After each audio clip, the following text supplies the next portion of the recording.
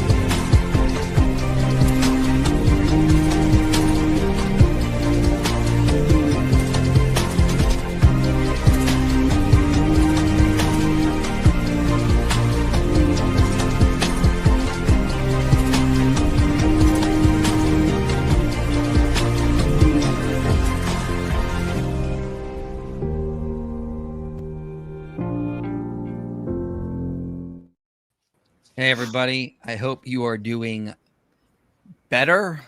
I know a lot of people are still recovering with what happened. And yeah, I'm still shaken up by it. Yeah, so Charlie Kirk was assassinated Wednesday. It still bothers me to this day. We're going to talk more about that. We have Richard back, Redeem Zoomer, because if you don't know, we did a stream replying to Genetically Modified Skeptic like 4 or 5 months ago. And the consensus among the three of us was like, we don't know much about Charlie Kirk. Like, we don't really know who much he is. But like, Drew was making this argument that he's like this huge conservative influencer who is just leading all these young men astray. And we were like, is he? Like, now we know a ton more about him. So I thought I'd bring Richard back to get his thoughts on a lot of this. How you doing, Rich? Good. Thanks for having me on the show. Show again. Yeah, last time when we talked about Charlie Kirk, I was not aware that he was like this insanely huge conservative influencer. I didn't realize he was like the biggest one there is. So Genetically Modified Skeptic might be right about that. I still think he's wrong about why Charlie Kirk is making young men Christian. I don't think that the average young man who's becoming more religious is becoming more religious because there's a cosmic evil that subsists in Hillary Clinton. But it seems that Charlie Kirk had a much bigger impact than I realized. I never really watched his stuff, but I knew he existed for a long time, and many of my friends were big fans of his stuff. Yeah. How are you? How about you, Than? Yeah, I mean, I actually read, after we responded to him, I actually read that Shadow Gospel book that he was referencing once it came out. And it wasn't actually saying anything that's that shocking. Like Drew's spinning of what was said in that Shadow Gospel book was, at the end of the day, just basic sociology. Mm-hmm. Like in-group, out-group stuff, and you maximize your in-group identity by demonizing the out-group. The very thing that Drew was saying the Christians are doing to the left is the thing that Drew was doing to Charlie Kirk and the right. Yeah. So, well, that's all in the past. I mean, so here's kind of what happened after we did that stream. Turning Point USA reached out to me in May. He said, "Hey, we want to bring you on Turning Point USA Faith Podcast." And I was like, "Great. I don't do a lot of politics. I kind of stay in my lane and focus on defending Christianity, but I'm happy to come do that." Did that in August and met Charlie Kirk that evening. And he was nothing like what he's been painted as by his villains or his enemies. Charlie Kirk was super nice, super respectful. He invited all the guests who were on the podcast that day out for dinner, and then he paid for everyone's dinner. Super intelligent. He was carrying on deep conversations about predestination versus free will. Rich, He quoted Hegel. How many dumb people do you know have quoted Hegel? I know a lot of people who pretend to be smart quote Hegel, but a lot of my favorite theologians also quote Hegel. Yeah, he quoted Hegel, and I was like, holy crap! Like he's absolutely right about what he's talking about with Hegel and the progressive theology you get from that.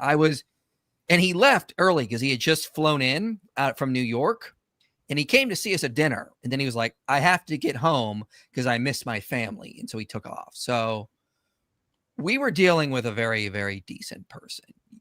You may not have agreed with his politics, but I left that going, this is a very, very genuine, good person. I didn't have any icky feelings. I had nothing but good feelings. And he talked about wanting to work more with me specifically, and the others there as well.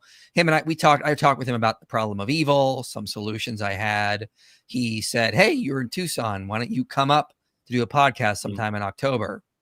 So I was supposed to be on his podcast soon.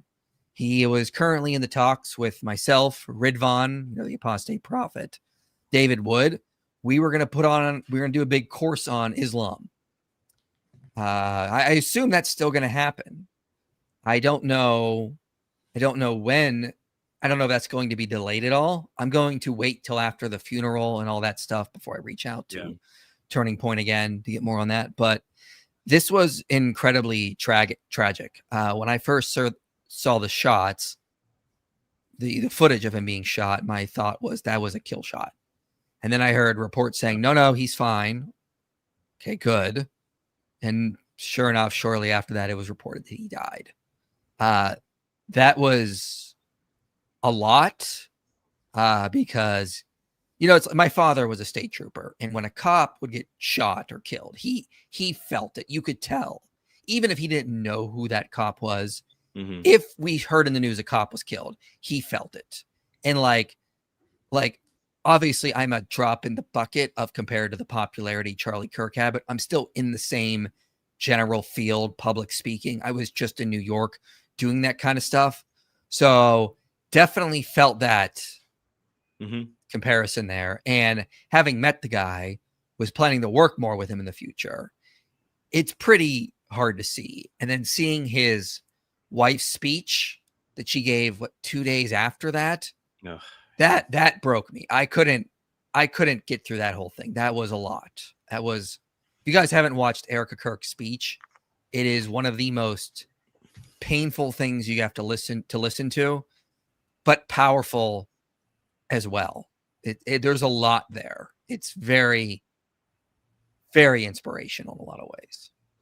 Yeah, despite going through unimaginable pain, she kept her composure much better than all the leftists who got fired for celebrating Charlie Kirk's assassination. Yeah, and we're going to get into that. If you don't know, so the day of the assassination, I almost lost my cool. Like for real. So Genetically Modified Skeptic put this out the day of the assassination. I'm sitting here. I'm like on the floor on my phone. Not just the date, Mike. This was like, I feel like it was like 2-3 hours. Not even. Maybe 4 or 5. I don't know. But this person who claims to be a compassionate skeptic in his own video description says, like, the day of the assassination, today is a good day to remember what a despicable fascist ghoul Charlie Kirk was. Oh, and here, go watch the video I did on him 7 months ago. So I thought, okay, if I write something now and respond to this, I'm going to lose it. I am going to say all the worst things. But I also thought, okay, Drew, I always thought he was a little better than the rest. Like, I know I saw other atheists putting out videos, same reaction, not even going to give them the attention right now because, again, they're just trying to capitalize on his death because that's the kind of people they are. I was like, surely he'll delete this, and he didn't. So a couple days later, I made a big post, which I'm happy to report now has more likes than his, which, sure, that's one thing I can at least celebrate. But yeah, ratioed. Yep. I sent him a message. I'm like, we're not going to forget what you did. And by the way, Drew, if you guys didn't see, Drew put out this horrible video a couple weeks ago saying Sean McDowell was trying to network with me and wanted to do more interviews with me. He just wanted to use me. What a whiny video. Hey, Richard, we're having you on. Are we using you right now? I feel so used, by the way. You're just trying to network and you're trying to use me somehow to spread an evil agenda and make young men hate Hillary Clinton. Yes, it's all part. Like, Drew, Sean was trying to network with you. I assume he thought there was mutual benefits to him and you working together. The way he phrased it, though, was that Christians just want to use atheists. They're creating systemic harm and just using atheists for personal gain. So I threw that back in his face. That's exactly what he did to Charlie Kirk. He used him. It was hypocritical. It was pathetic. And Drew needs to come out and apologize. And until he does, I'm going to hound him on it. If he is a compassionate atheist, if he really does have empathy. Like, here's the thing I want to say about this. I'm not saying leftists, non-Christians should come out and like just, I don't know, throw themselves in tears and, oh, I'm so sorry this happened. No one is saying you guys have to do that. But there's an old saying you should have learned as a kid. If you don't have anything nice to say, you don't say anything at all. Or as I like to say, shut the hell up. Yep. Okay? No one's saying you have to like praise Charlie Kirk, but shut the hell up right now. And coming out the day or the day after, like Holy Kool-Aid did or Rationality Rules did, and just start making videos about how, about how horrible the person he was, shows us you're just trying to capitalize and trying to justify all the hate and the celebrations about his death. Like, you're trying to justify it. He's dead. He's gone. Attack his ideas you didn't agree with. Don't attack his memory or his person at this point. You're not helping anyone, but just trying to justify all the hate, the evil, and the celebrations coming from your side. And you guys should be ashamed of yourself. Yes, we're talking about it like you are, but we're not trying to speak ill of the dead. We're not trying to disparage his memory. There's a huge difference between what we're doing and what you're doing. And I will call you out on this despicable behavior if you're going to act like that. Could you imagine if it was Destiny and I came out with a video the day after saying Destiny was a horrible human being? Yeah, he didn't deserve to die, but he was a horrible human being. I would be attacked left and right by the atheist community, and rightly so. Look at what you people are doing. You claim to be the compassionate side. You put up signs in your yard, things like, there's no hate in this household. You had a saying a couple of years ago called love trumps hate. You claim to be wanting to make the world a better place. What you really mean is a better place for you, not for humanity. Because this is not what compassionate, empathetic, sympathetic people do. I really quickly do want to just emphasize this, because it's really easy for people that are listening to this all of a sudden to think that we're lumping all people on the left in the camp that we're highlighting. And do really want to call out that there are people on the left that are doing the noble thing. Yes. And I'm so appreciative of it. Like Parker from TikTok, who I consider a friend, but is super leftist and anti-Christian a lot of times. Like he was real, and Dean, like one of Charlie Kirk's biggest adversaries out there, and he was shooken up about it. I just really want to highlight that. Yeah. Even the PCUSA, my denomination's Instagram page, which is filled with some of the most woke degeneracy you could possibly imagine, because the 5% most liberal end of the denomination controls the social media.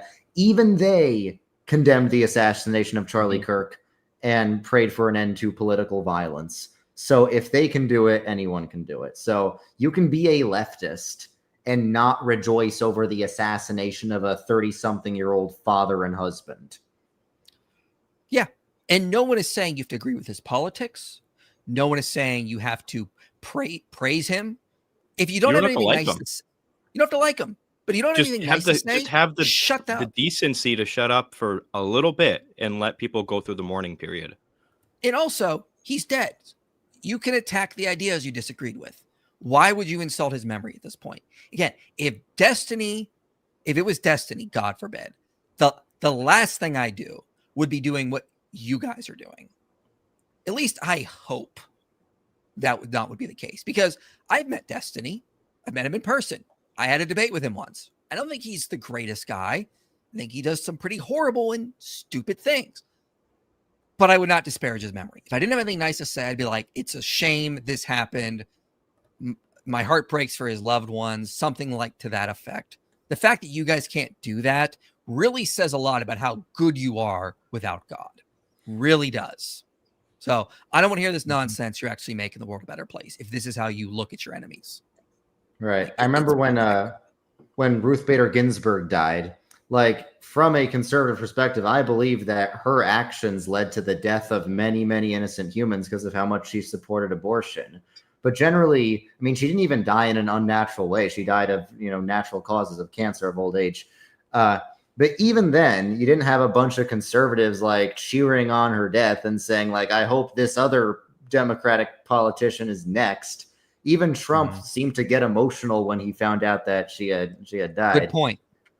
Yeah. So it's, as I know you're going to want to talk about later, it's a pretty one-sided thing to be so politically violent, because according to Christianity, there's basic human dignity to every individual. But according to the left, all that really matters is the earthly utopia we're going to create. And anyone who stands in the way of that is literally a demon. Yeah. We're going to get into in a little bit here what you should do as a Christian in a little bit here. And then we'll clip that later and post it as a separate video, because I've seen a lot of people saying on Twitter, what do we do now? What should I do now? I want to try to give some sound advice on that and what you should do. But first, I want to talk about this guy here. This is Amir Autumn. He is a gay black conservative. So the woke crowd can say nothing about him. But I want to play a couple clips. I highly recommend you go watch this video. I think people like Drew, Holy Kool-Aid, Rationality Rules should watch this video so that you can actually get the context of what Charlie was advocating for, because a lot of clips of him are taken way out of context. And if you watch this whole video, he has a lot of important context that has been left out of those clips being spread by his enemies. But let's play a little bit here. You think about George Floyd in 2020. George Floyd passed, and in response to George Floyd dying was a summer of riots, $2 billion in damage, and over like 30 people killed. We lose Charlie Kirk, and the only thing that's happening is vigils and people mourning, and then everybody on the left very happy and ecstatic that Charlie has passed. Not to say there weren't people making jokes about Floyd. That I'm not saying that wasn't the case, but at this caliber, insanity. We were hearing things like, where was this energy when the Democrat died in June? Okay, you're right. Where was this energy? Ever since Charlie Kirk died, you have had thousands of videos of people celebrating his death. You have teachers, like college teachers, professors, deans, losing their jobs because they are promoting and applauding assassins. Yet the right didn't have that energy when a Democrat died. One mainstream Republican, I believe, did or said some harsh things. But again, it wasn't to this caliber. It wasn't at this level of people making fun of someone's death, applauding someone's death, and just the thing that we're seeing right now doesn't reflect you or just the average person out there. Do not become the hate you claim to fight. Don't do it. Don't. As we go through this video, I want you to keep. So I think that's important to point out here. We're not saying this stuff never happens on the right, but the caliber, the level of cheering from people that were Charlie Kirk's opponents really, really says a lot. I mean, I've been getting messages from people all week going, I didn't realize how evil they were on the left or the atheists. I've had people who are former atheists or an atheist a couple of years ago going, this is radicalizing me, not in like a bad way, but like just making me more Christian, making me more conservative. Like they are showing true colors, and it's just going to push people closer to Christianity, because it's not just that guy. Many people are making comparisons to the George Floyd riots and how Christians are responding. It's a night and day difference. I think the most disturbing video that I've seen and again, I just really want to stress this.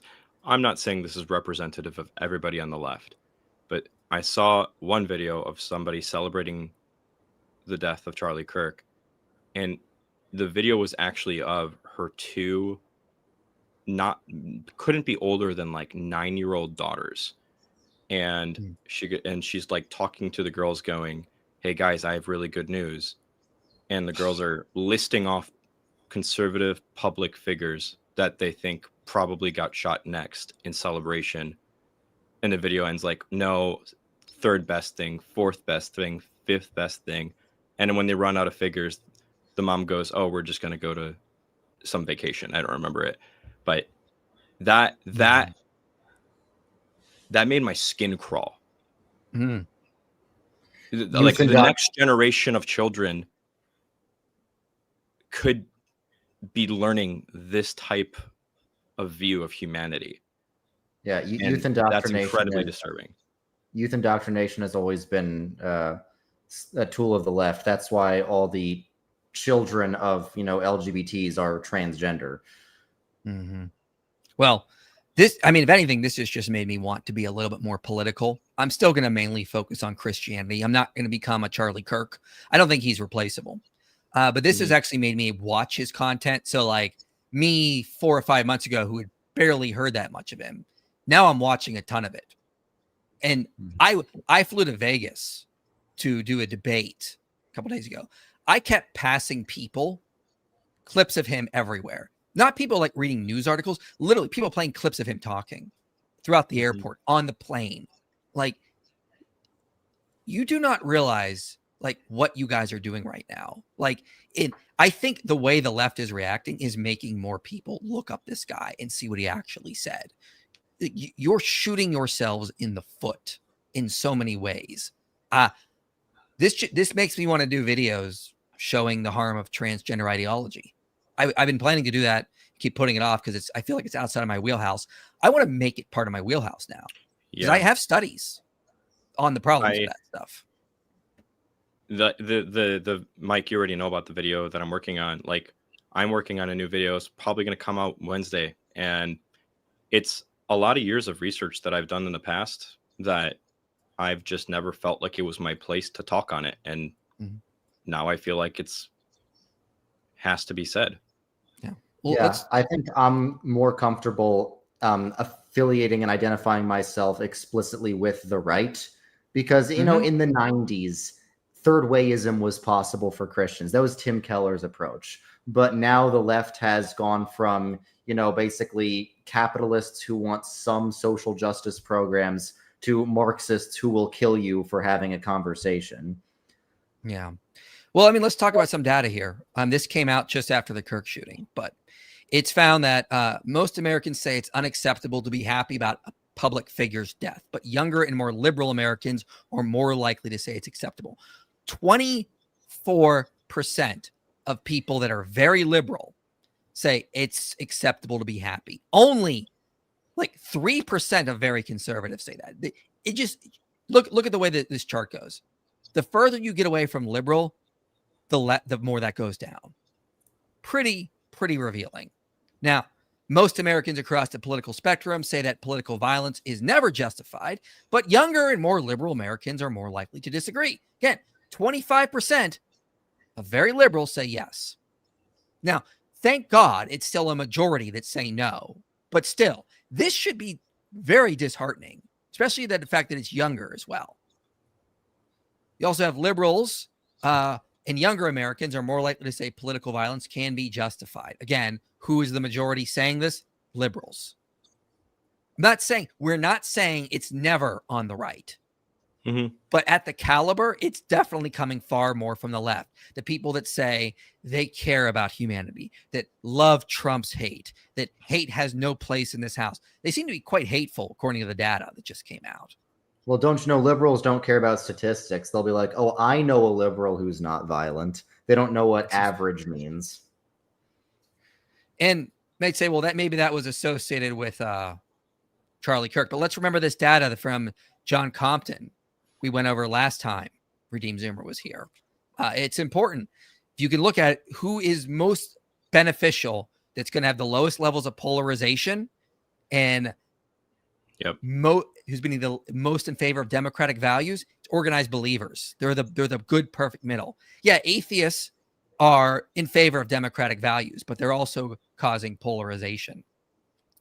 More you attend weekly religious service, the more you have support for constitutional constraints on a president. Support for removing constitutional constraints, again, higher the more you're less an organized believer. Belief that violence is a legitimate way of pursuing political goals. Lo and behold, the more you attend weekly religious service, the more that goes down. Belief that violence is a legitimate way of pursuing political goals. Very high for atheists, looks like. Not that high for organized believers. And of course, nothing in particular is also not good. Neither are untethered believers. Negative forms of political engagement decrease with religious attendance. Negative forms of political engagement by religious category. Again, the most optimal group seems to be organized believers. Positive forms of political engagement increase the more you attend religious service. And of course, this is an interesting chart. Negative feelings towards out-group members. Again, very high among the atheists, especially for rural or Americans for some reason. So again, I'm not saying that organized believers are the most optimal in every single metric here, but they seem to be the best category of them all when you look at the overall data. It's just nothing is comparable here. So that data came out long before this Kirk shooting, and it matches what we're seeing here. It's something. I'm just like, again, I'm always told I'm the hateful one for being a Christian, and the data never seems to support that. Sure, there are evil Christians. There are bad Christians, but this past week has just been very eye-opening to what a lot of people say and believe. Charlie Kirk said it in 2016. You can tell a lot about somebody by how they react when someone dies. Right. I think the political temperatures were already raised this week because of the stabbing of Irina Zarutska on the train. Yeah. Let's not forget her either. Yeah, that was my concern with the Charlie Kirk thing, that people would forget about her, because it seemed like people were starting to actually do something about that, and everyone's forgotten it. For those of you who don't know, Irina Zarutska was this Ukrainian refugee, just 23 years old, my age, who was stabbed on the train and killed by this career criminal, DeCarlos Brown, who had been arrested and released 14 times by this judge who did not want to arrest any black people. So DEI is literally killing immigrants and refugees. DEI makes our streets unsafe because some people don't have the balls to arrest anyone.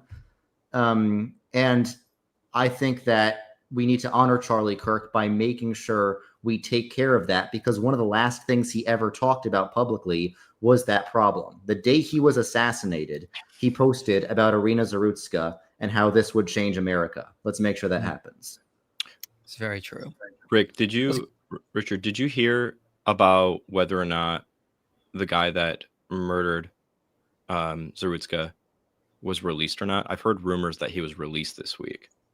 I've heard that he's being shipped to a hospital to determine if he's mentally capable of standing trial. I didn't know this. Apparently, if people are not mentally capable to stand trial, they're just released onto the streets. Aren't those the people that need to be locked up most? I'm sorry, but mentally ill people wandering the streets, they'd all be much better off in jail than on the streets crapping their pants and overdosing on drugs. They'd have a higher quality of life in jail. We need a government with the balls to lock it up and cleanse the streets of those people. I'm sorry. Yeah. Let's get to some super chats here. Quote from Song of Ice and Fire. There's your piece. Joffrey saw to that when he decided to remove Ned Stark's head. You have an easier time drinking from that cup than you will bringing Robb Stark to the table now. He's winning, in case you hadn't noticed, said Tyrion Lannister. Yeah. Well said. Making martyrs on the other side never makes the other side back down. It just invigorates them to fight harder. Yeah. And I'm encouraging everyone peacefully, without violence. Keep fighting, keep pushing, keep advancing. I mean, we're making a lot of ground. in terms of pushing traditional Christian values. And it's apparently clear that people that oppose those are not happy about what we're doing. And so they're getting worried. And yeah, we're just going to keep pushing. And this is only going to invigorate the Christian right more. And I hope it does. Yeah. Hey, Mike, it's Elijah. We last hung out at Ruslan's conference. I saw your community post yesterday. Ironic how Drew called Charlie a ghoul when that's a mythical creature that feeds on a corpse. It's a good point, Elijah. I wish I had thought of that. It's a good point. I appreciate that. Mike, Than Zoomer, good to see you, all of you here. Much love to you and all your work. My question is it violating free speech to show someone's employer their awful social media posts in hopes that they get fired? Listen, I'm not really worried about the right engaging in cancel culture when the left has moved to assassination culture. I feel like, at this point, it's fair game. And I wouldn't even say that it is a violation of free speech. You're informing somebody's employer of an employee that is supposed to represent the corporation or entity that they work for. And the employer has every right to say, you stand for something that we do not. We cannot have you as part of our team. A violation of free speech would be to say something like, you can't say that or you will be legally detained. Nobody's doing that. I think it crosses a line when you incite or support violence in any way. Like, even if somebody says, I really hate Charlie Kirk, I would never support somebody getting fired for saying that. But if somebody celebrates any kind of violence whatsoever or promotes any kind of violence in the future, that's one of the limitations on the First Amendment. Yeah. And also, again, the left was engaging in cancel culture because people didn't have the right ideas. Like, oh, they're not pro-trans, get them fired. Like this is a huge difference in celebrating someone's death. And calls to more violence. I once heard that left-wing violence is speech, right-wing speech is violence. It's a good point. What we must do is follow our king, love, pray for enemies, not make conclusions on their worth as fellow imagers, nor treat them with contempt. And that is true. That doesn't mean we can't call out their evil and expose it. But yeah, we do need to love and pray for them and not return evil for evil. But that does not mean not calling out their evil. That is part of love. It's called tough love. And you're going to get a lot of it here. Is far left or Islam a bigger threat to Christianity? Islam, because the far left doesn't know how to produce a follow-up generation. I have a video I'm working on the intersection of Islam and the left. I don't know if Mike, have you ever read the book Islam and Islamism? No, I've not. No. Okay. I think one supports the other. The left weakens the West so that it can be supplanted by Islam. Oh, it goes deeper than that. Sounds interesting. What would you say to someone who is convinced that Satan's little season is happening right now and we missed the second coming of Christ? Take their tinfoil hat off. That's heresy. That's what I would say. Exactly. What? No. It's insane. Let's just move on. It's insane. Yeah. Just call them insane. Haven't seen such a public outpour since Steve Irwin. Yep. Charlie Kirk was the youth pastor to all of North America. IP, will you do another non-believers call-in? Probably on September 30th. How effective are letters to the editor? I have no clue. Sorry. Political ideologies have become the new false gods of the modern age. Men and women are replacing God with secular philosophy. Drew's video was a masterclass of propaganda. Yeah. It's when you remove God, this has been shown by sociologists like Philip Gorski, Roger Brubaker, Kenneth Vaughn. When you remove traditional religiosity, you don't remove religion. You just replace traditional religions with political religions on the left and right. Atheists are very politically involved because politics becomes their new religion in a lot of ways. I fear maybe giving the nihilists less to live for. I'm not sure what you mean by this. Let's not forget that Drew asked Sean to bring it on an actual atheist, and let's defend our own beliefs. I've never seen IP this angry before, completely justified. I'm sorry, IP. I'm with you. God bless. Yeah, I'm pretty annoyed. I think I wouldn't be this angry if like everyone came together and condemned this.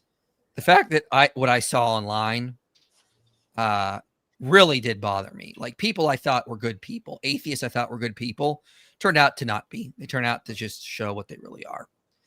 They're just here to not benefit humanity, as they've claimed for years. They're here to benefit themselves and their own people. And everyone else can apparently die and they'll dance on the grave. Is it just Not me, all. or leftists cheering this more than they were even cheering the Trump assassination attempt? Well, yeah, because this one was successful, unfortunately. Hmm. I mean, not all. I applaud people like Cenk of the Young Turks for condemning this and others. Right. But man, there's people like Destiny who've been insane what they're saying. Utilitarianism is rotting our culture's brain. Very, very true. Dr. David Folk brought up the 5 stages of ideological violence. Leftists have hit the 5th stage. Where do you see the right? R.I.P. Charlie. May he rest in the Father's house. Good and faithful servant. I don't know where I see the right. Definitely not. The data does not show us anywhere near the left is. There's an old saying that for violence, the left has a knob and the right has a switch. The left slowly turns violence up and the right bears it, but then one day they turn on the switch. Revolutionary War is a good example. I don't think we're anywhere near touching that switch, and I hope we never do. When I first saw Drew, I learned he portrays himself as calm and reasonable. Pay attention to his face and mannerism. The condescension is palpable. His MO is, I'm nice. He is not. Destiny responded, bad too. Yeah, a lot of them did. It's really disheartening seeing people blame Israel for Charlie's death. Yeah, the tinfoil hats are out. We know that. Yeah, it's insane. They were blaming it on Israel the day it happened. These anti-Semitic nut jobs. I don't know who's behind it, but have you guys seen basically all the bots all over like X right now that are all saying the same exact script about Israel's involvement and everything? Mm-hmm. Yep. Some What Muslim I'm organization put the word out. What I'm seeing a lot of people say, what I saw a lot of people say yesterday is, if your pastor didn't condemn the Charlie Kirk assassination, it's time to leave and find a new church. Now, my pastor did condemn the assassination, and this one random liberal old guy in the back was like, what about the 3 obscure Democratic politicians who were assassinated 3 months ago? It's like, and the pastor's like, okay, pray for them too. But no, it is stupid to, I think it's stupid to leave your church over your pastor saying one wrong thing. It's a schismatic, sinful mindset. But it's even more insane to leave a church over a pastor not saying a thing you think he should say. That's something I think, like those exact words, it's time to find a new church. I saw repeated again. I think the brain rot's gotten to us all, and we've basically turned into AI. I feel like that's going to be the danger for us who are conservatives, actually, is we have to resist the temptation to let that radicalization really set foot and let that anger we're feeling nestle itself within our identities. Because that is probably what's going to end up leading to what you just said, Richard. Yeah, everyone needs to stay peaceful. Yeah. Like, but we shouldn't have to say that on the right. It's like, it's just, it is, we are being peaceful for the most part. Everyone needs to stay peaceful. And a temptation the right always has when the left advances is the right retreats. It's like leftists never say leave your church if your pastor says something conservative. Leftists say if your pastor says something conservative, get more involved. The left gets more involved when things don't go their way. The right gets less involved. The right's been good at getting politically involved, largely thanks to Charlie Kirk, but they're still very bad at getting institutionally involved. So I would say this should be a sign to get more involved in your local historic churches, more involved in your local schools and universities and other important institutions. Destiny was on Piers Morgan today and told a close friend of Charlie's that him claiming to be grieving was performative. Yeah, I'm not surprised. He's a horrible human being. Don't want him dead. Would be sad if he died. We want to see him repent, not killed. Thanks for being honest, I guess. The current right movement was always a Christian movement. With the death of Charlie, they've just made it a Christian movement. Yeah, they've just made this movement 20 times more powerful than whatever it was before. Finally catching alive. Welcome. Appreciate it. Total depravity is real. It was on display this weekend. God help us all. Very true. Yeah. Destiny is a vile, evil human and has been gloating since Wednesday and has called for more. I'm not surprised. I've not seen it because I just can't stand to watch that guy. I want to debate him on which is better for humanity, Christianity or secularism. So When's that going to happen, Destiny? When are you going to actually man up and debate me on that? Show us that, your view is actually better and superior and better for humanity. Let's go. What are you doing? The left can't compute that saying he got what he deserved for having an opinion is calling for violence. Murder for a counter opinion is okay to them. Yeah. It's really, really sad. For me, this opened my eyes. This is no longer a battle of which government is better. It's a battle of good and evil. It does feel like that sometimes. Yeah. All right. I want to play another clip here from this. Okay. So, yesterday, David Wood on his live stream went through some of this and responded to Genetically Modified Skeptic and exposed a lot of the lies that Drew has put out. So if you guys want, go watch David's stream. You watch this whole video. He doesn't mention Drew, of course, in this video, but David applied parts of this video to Drew's takes. But I do want to just highlight some other stuff in this video. The man's reach was insane. And what happened to Charlie Kirk is an attempt to shut down all the voices like him. And it's only going to amplify them even more. I'm more fired up than ever before. I'm precautious. But I'm more fired up than ever before because we cannot live in a world where everybody thinks the same and everybody's scared to talk or scared to get canceled or we cannot live in that world. And it is sad, it is unfortunate that in all my life, the most vile thing that have ever been said to me about me has been from the left. The things we go through, you guys, and I'm saying we, obviously the content creators, but the things you go through for just sharing your viewpoint. Do you see what's happening online and how cruel people are being? Saying people against gun violence, which Charlie Kirk was against. He's never been for gun violence. He acknowledged that it will happen sometimes, but he's never for it. Applauding it. The amount of people it blows my mind. The amount of people calling for more people to do it to other people. All the stuff popping up on campuses and the things making it's. Do you really want to be associated with that? Really? Mm-hmm. I mean, I completely agree. I've gotten a lot of hate from people that are identified as leftists. I've got a lot of hate from Muslims. That might be the group I get attacked by the most. But right up there, pretty close. Yep. They're good partner and ally, the left. Yeah, I've been called some extraordinarily nasty things by some people on the left. Mm-hmm. Yeah, I can already think of a few people vile, hateful things from people that claim they're just trying to make the world a better place. Is that who you're a part of? No.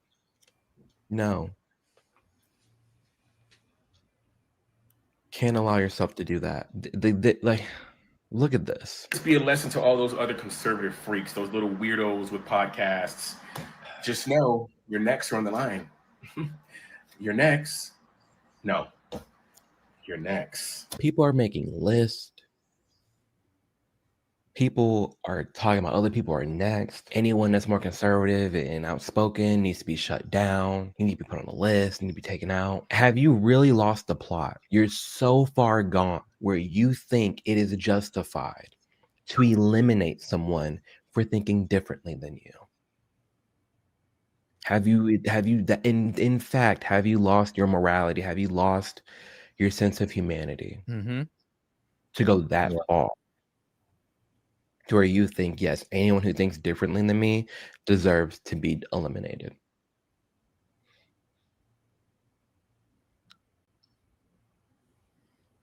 I've seen some people's true colors the past few days. We all have. Mm-hmm. Yep. And I don't want any part of that. I don't. So far, I've seen videos of just the left being pro-unaliving political opponents, whether that be Trump, J.D. Vance, people celebrating what happened to Charlie Kirk today. It's just disgusting behavior. The fact that I have been a part of the left for 7 years, I never thought we'd get to the point where I would have to look at my own party and be like, oh, hold on, I can't support you anymore because everything that you are doing right now is against your political viewpoints and your values and beliefs. to sit here and promote gun violence against your opponents is wrong. And it arguably makes you worse than the other side, because you're basically saying these people deserve to be unalived because our political beliefs are more important and should stand and should have more value than a human life. Ooh, yeah, that doesn't sit right with me at all. And I'm gonna make a separate video on Oh wait, I wanted to. this, outlining all the people who are leaving the left after this event and have waking up and the things that they're going through and experience. I'll be having another video documenting that. Yeah, I've been seeing a lot of that as well. Yeah. People just like, I mean, what I think is a lot of normies, people that are not big on politics, have sort of seen this. Like, I'm not really that big in the politics, but I've seen this and it makes me want to be more politically active. Because if the other side is acting this way, that just comes across as something that should be opposed for very obvious reasons. And if you're a leftist Christian watching this, you guys really need to clean up house. We're not saying this is never coming from the right, but look at the data I cited earlier. It's definitely coming from your side more. That's scary. Clean up house.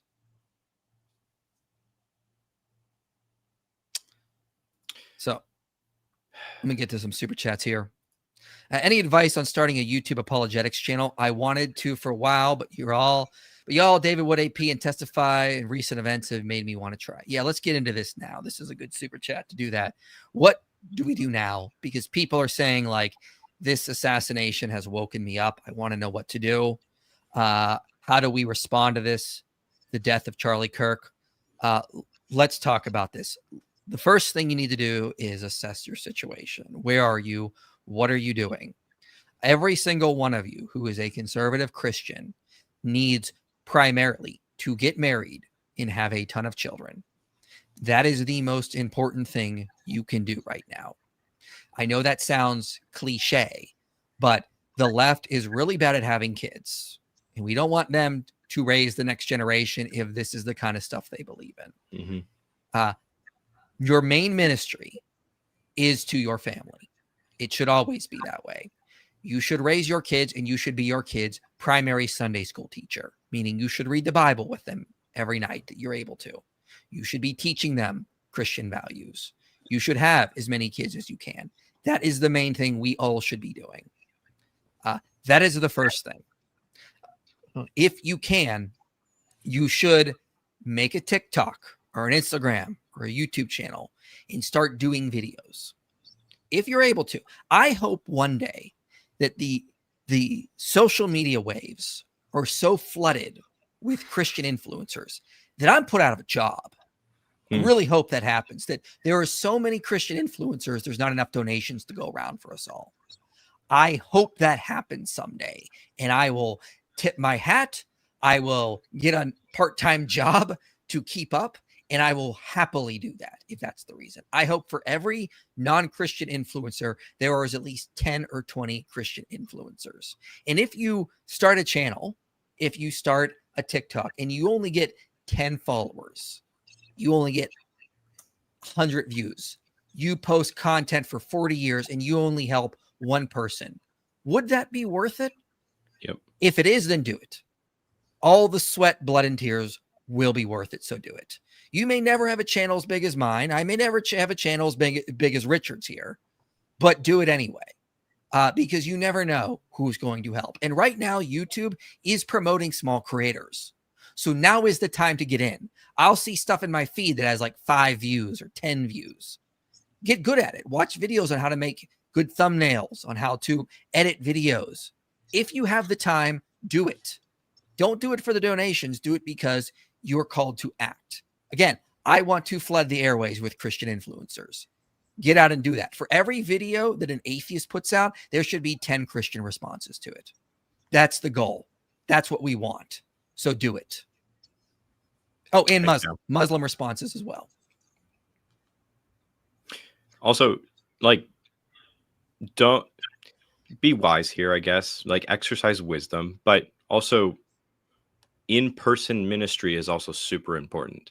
Like, you're not just bound to making videos online.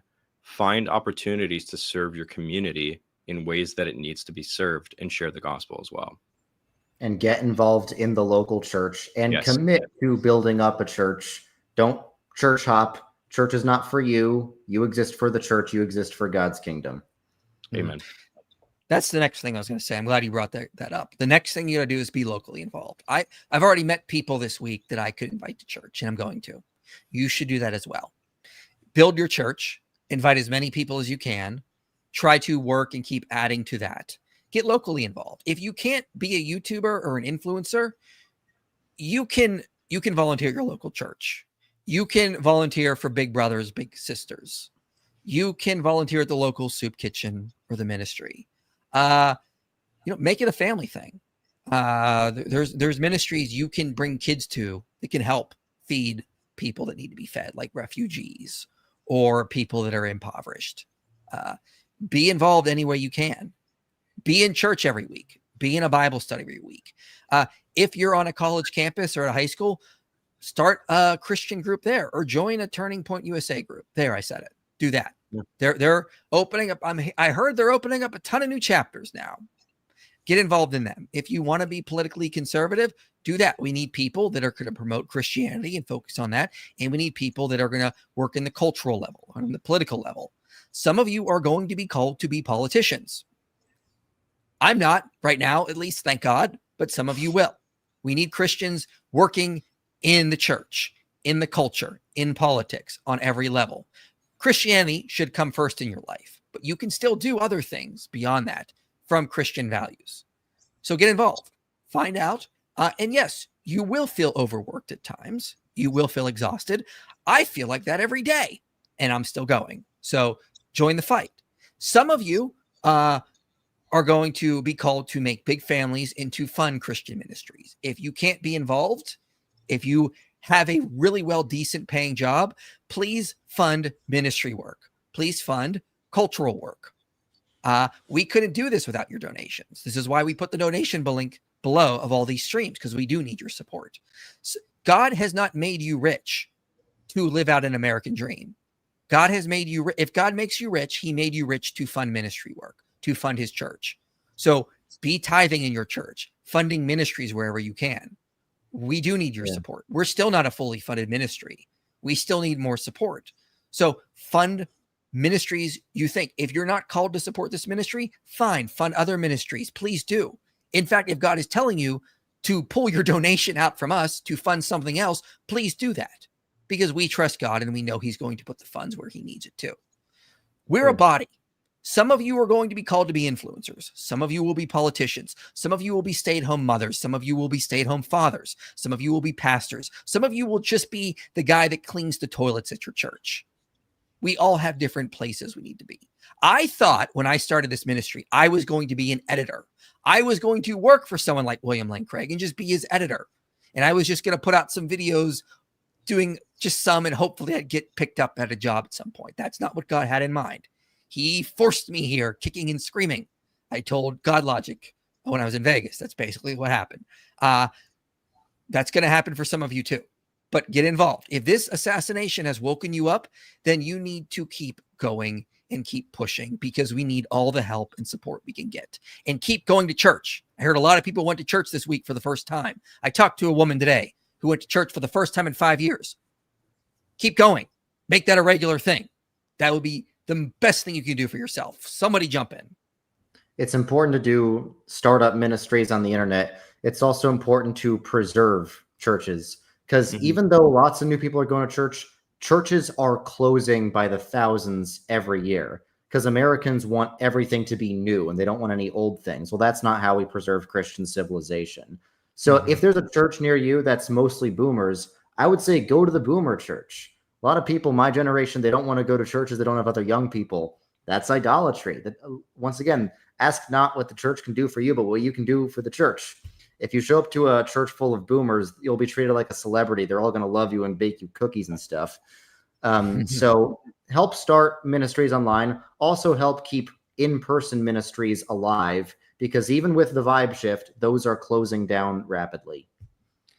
And I also want to add, Redeem Zoomer here has a Reconquista where he wants to reclaim all of the mainline Protestant denominations that have become liberal, like PCUSA, ELCA.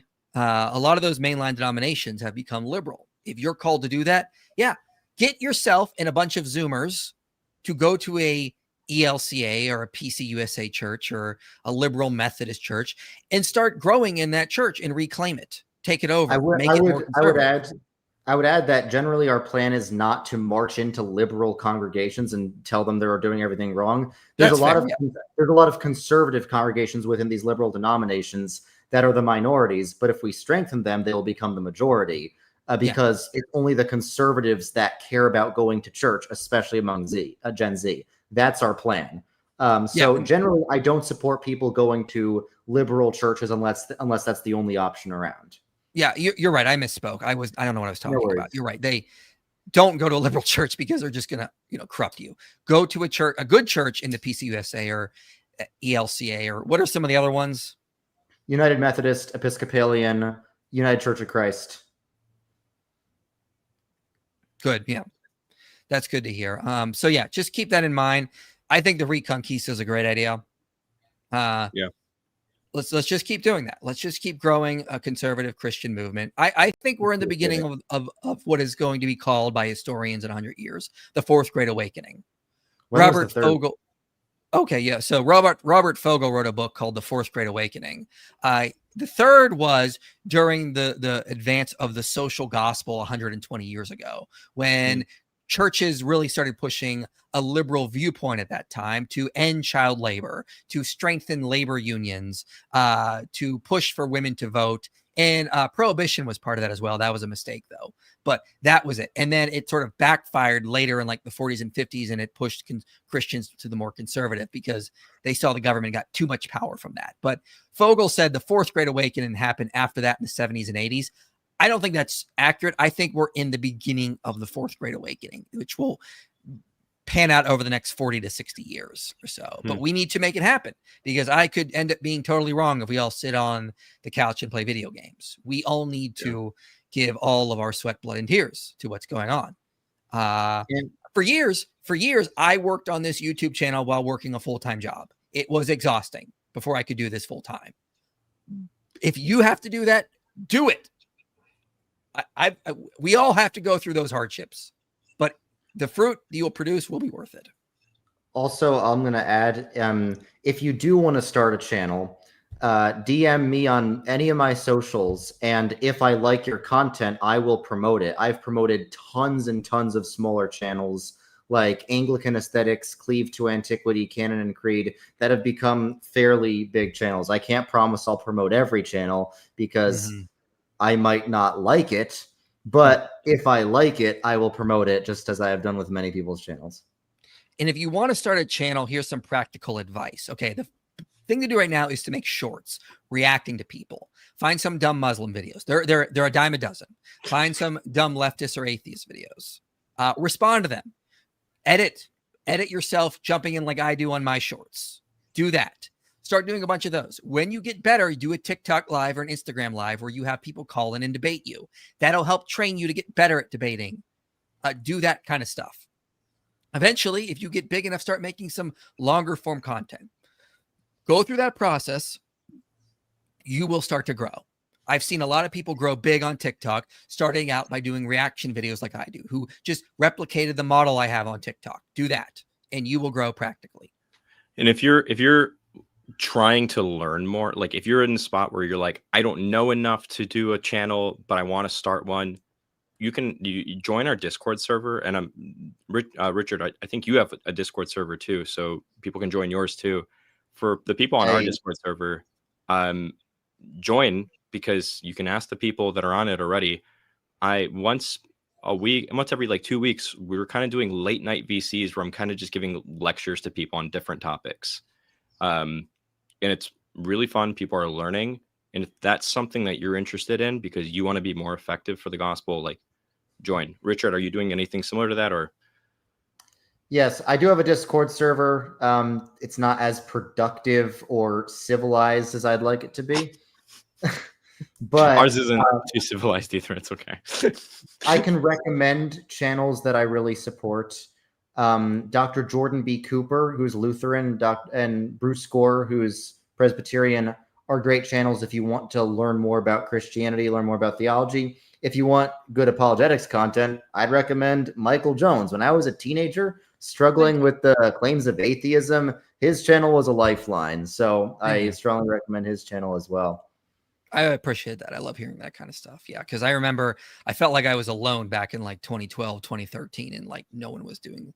There was like when I got on in 2011. I watched you when I was an atheist, Mike. That's crazy to think about. There was like no Christian content in 2018.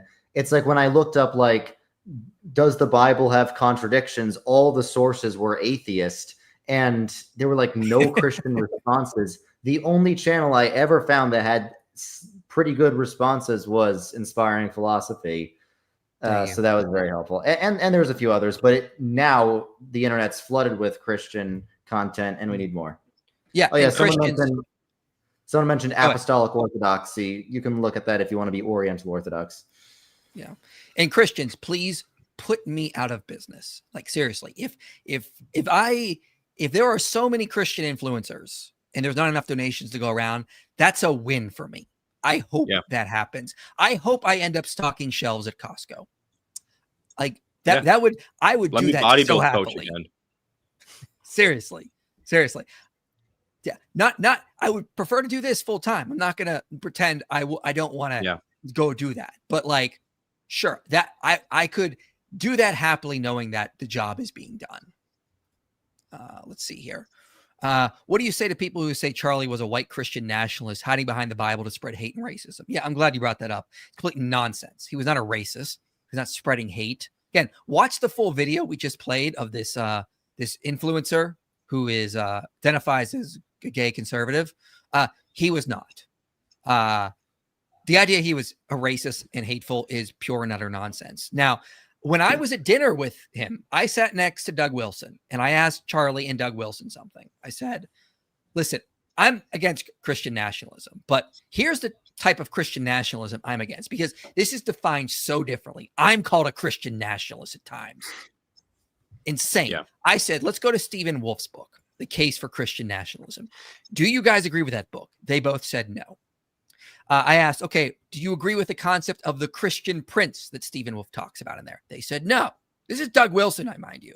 I disagree with Doug Wilson on plenty of things, but he rejected a lot of the main authoritarian premises of that book. The idea that a nation should promote and secure a certain culture, like the U.S. should stay a white Protestant culture. They reject that. The idea that Christianity should be in the business of preserving certain ethnicities and borders and nationalities. They rejected that as well. Their idea of Christian nationalism sounded a lot more like Christian populism, to be honest, which is not what the Wolf brothers have pointed out, which is just never forget how ironic that name is. But yeah, I know this doesn't really mean much for anybody that's listening, but I did come across a clip of Charlie Kirk. Somebody accused him of being a Christian nationalist. The person talking to him was a Christian, and Charlie corrected him, saying, "No, I'm a nationalist who just is a Christian." Yeah. And I think that's an important distinction to make as well. Yeah. You can't confuse the two. Yeah. Go watch David Wood. Oh, go ahead. Sorry, go ahead. Yeah. Go watch David Wood's stream from yesterday where he corrects a lot of these misconceptions about what Charlie said. Mm-hmm. If being a Christian nationalist means you think the nation should be Christian, then I guess I am a Christian nationalist. Right. But if it means, like Stephen Wolf, the nation has to be responsible for preserving ethnic borders, I think that's something more extreme. Yeah, that's insane. That's the Christian nationalism I've always rejected and fought against. But the way when people define it differently, like Andrew Wilson, when he defines Christian nationalism, I found myself not really much against a lot of what he was saying because it was just Christian populism to me. He wasn't advocating for Stephen Wolf's. And I saw that in his debate with Gnostic Informant, if you want to go watch that. Yeah. Nick Fuentes is... Sorry, go ahead. The Presbyterian view that I subscribe to from the 1600s, Presbyterians invented separation of church and state, but they believed both the church and the state should be Christian. Yeah. So Is that Christian nationalism? I don't know. That word has no meaning, so I don't use it. I just defer to my Presbyterian forefathers. Yeah. Nick Fuentes is going to be Charlie's successor. Not if we stop it. That is something we must stop at all costs. Is this a guy that I need to know more about? Because I've seen his name come up so often lately. He's far right Christian nationalist, authoritarian, head of the Groyper movement. He was attacking Charlie a month ago, and now he's like, "Oh, we were best buds," basically. Lies. When you're on the right side of history, when the enemy is literally laughing like a cartoon supervillain. Yeah. Well said. I used to be apologetic about my Christian conservative views. No longer. If they don't like what I say, then them. Yeah, I'm gonna be pretty more. I'm gonna probably be a little bit bolder. I was trying to not talk too much about like LGBTQ issues, but now it's over. There are two genders. You cannot change that. You're either male or female, and yeah, that needs to be said more. Charlie was right about that. And it's a sin for two men to have sex with each other. It is. Yeah. Read Psalm 4 this morning. Very fitting. Thank you.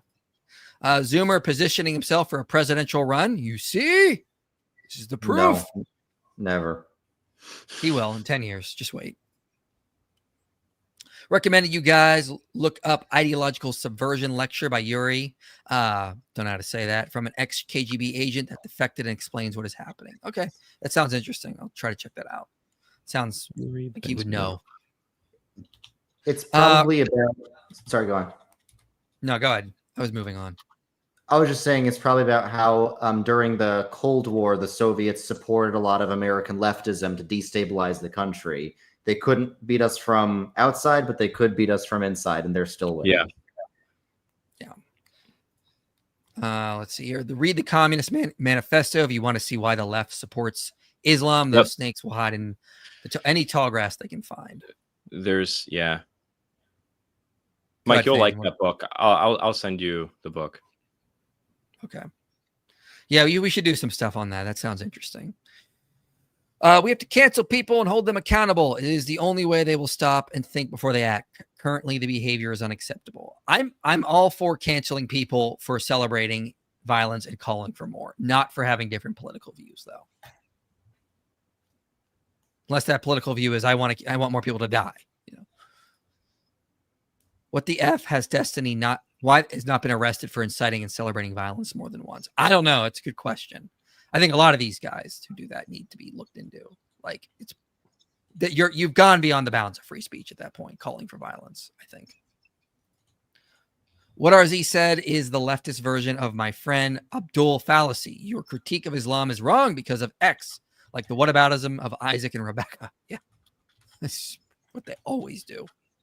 Please educate Bill Maher. He still believes that modern morality and ethics comes from the Enlightenment. Yeah, I should try to get on his podcast and talk with him. Be a great conversation. I don't know if he knows who I am, but I'll try. That'd be good. It'd be fun. IP, if you do publish a video on trans ideology, would it be making a secondary channel? No, it'd be on this channel. More people will see it if I put it on this channel. I mean, you have made videos that are political. Like I remember you made a video why abortion is not healthcare. Yeah. So it wouldn't be too off brand for you. Mm-hmm. Yeah. And I'm going to be doing some more stuff. Go ahead. I don't know if scared is the right word, but I don't know. I don't have another word for it. I just don't feel scared about talking about this stuff publicly anymore. I think. Yeah. Sorry, go on. No, you're right. You're right, Rich. The vibe has shifted. I mean, I'll admit I was afraid to talk about this stuff 5 years ago. Not anymore. And I don't care if I get canceled. They can't cancel everyone. New age is dawning, and you can be a part of it or you can run and hide. But I want everyone watching to be a part of it, and let's keep building something. He's hiding. Sorry. I want to return Jesus resources, please. If you want to return to Jesus, is that what you mean? Do it. Just go to a church. Give your life to Christ. There's nothing you got to do. Read the Bible. Get involved in a local church, good Bible believing church. Rainbow flags, stay away from those churches. Yeah. So a post claiming Erica's reaction was performative and she's only in it for the money. They are sick. That's proof of total depravity, if you think that. Yeah, absolutely. Been hard to resist the temptation to test people's loyalty. I don't want to think the worst of people, but it's hard not to after the last week. This is another piece of advice we want to give everyone about what to do now. Pray. When you're feeling these emotions about people celebrating the death of Charlie Kirk, stop what you're doing and pray. Pray for them, pray for yourself, pray that the Holy Spirit will make you calm and secure, and you won't feel the hate you're feeling. Because when somebody's celebrating the death of Charlie Kirk, if you agree with any of the things Charlie Kirk was saying, they would also be celebrating your death if you got assassinated for speaking out. So when they're celebrating the death of Charlie Kirk, they're encouraging violence against all of us, not just him. That's how I was. One of my friends that's a leftist basically was trying to understand why this bothered us so much. And I used me as a good example. I don't know if you guys can relate to this at all, but I used myself as an example because I've never paid attention to Charlie Kirk. So for all intents and purposes, his death should not feel personal to me, right? Mm-hmm. And it took a few days for me to process why it did. But like, if you're gonna kind of take a psychological approach to it, Charlie Kirk represents not just one of my tribe, but a leader from my tribe, so to speak. Mm-hmm. An attack on your leader is an attack on you personally. And like you said, Richard, if they're celebrating his death, that automatic, like that visceral part of you is going to make this neo inference that says they're going to celebrate mine too. There's like a survival mechanism almost happening there. And take a second to slow down when that happens. So you don't act just from that purely instinctual perspective. Yeah, well said. I do wonder with the difference in apparent scope of far left versus far right violence ideation on social media, if it's partly due to the far right being more underground and stigmatized. I don't know, because this was different data.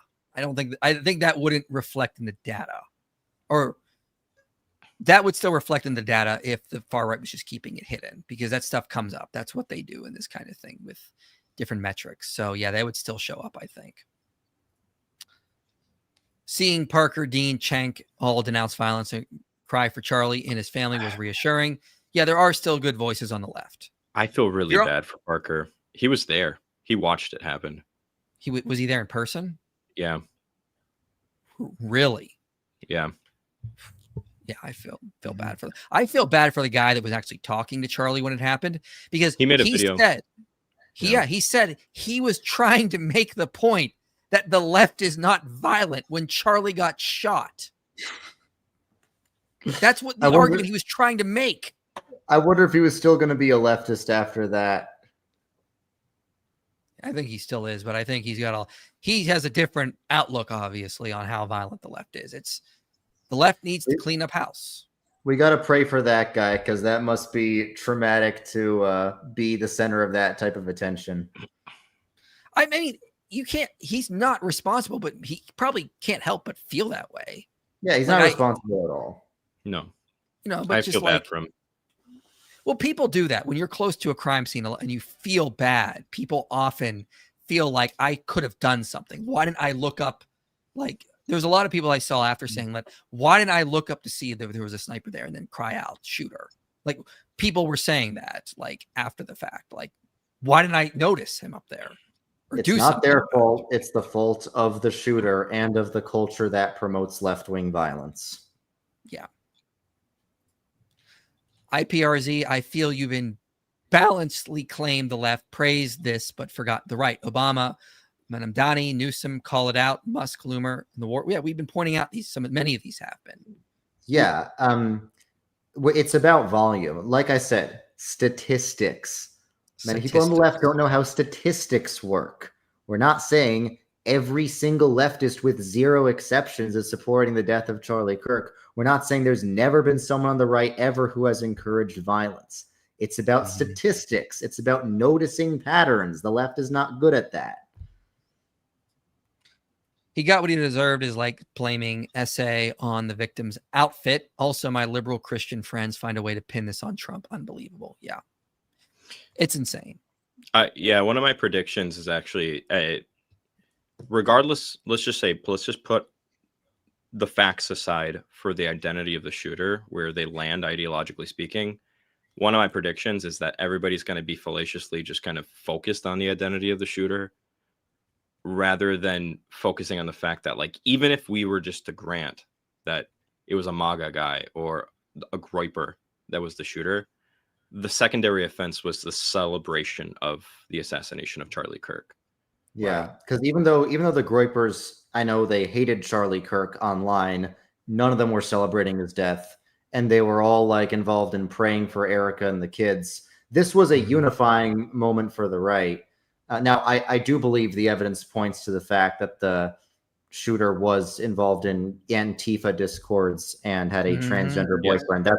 That's what the government's saying right now. Maybe some bombshell news will come out in the future and will refute all this. But regardless, we will know how both sides react to this, and that cannot be refuted. We do not need the shooter to be, me speaking for the right, I guess. We do not need, for our narrative, the shooter to be a leftist. We don't need that. We don't need to sanitize ourselves of the act. It seems like the left needs to sanitize themselves of this act, and one of the best ways to do that is by saying, well, the shooter wasn't of our tribe, it was from your tribe. And there were tweets before it happened from leftist circles anticipating that was going to happen, maybe having even some knowledge about it. There is some stuff. It's an ongoing investigation. They're grasping at straws if they're trying to claim this assassination was from the right. Yeah.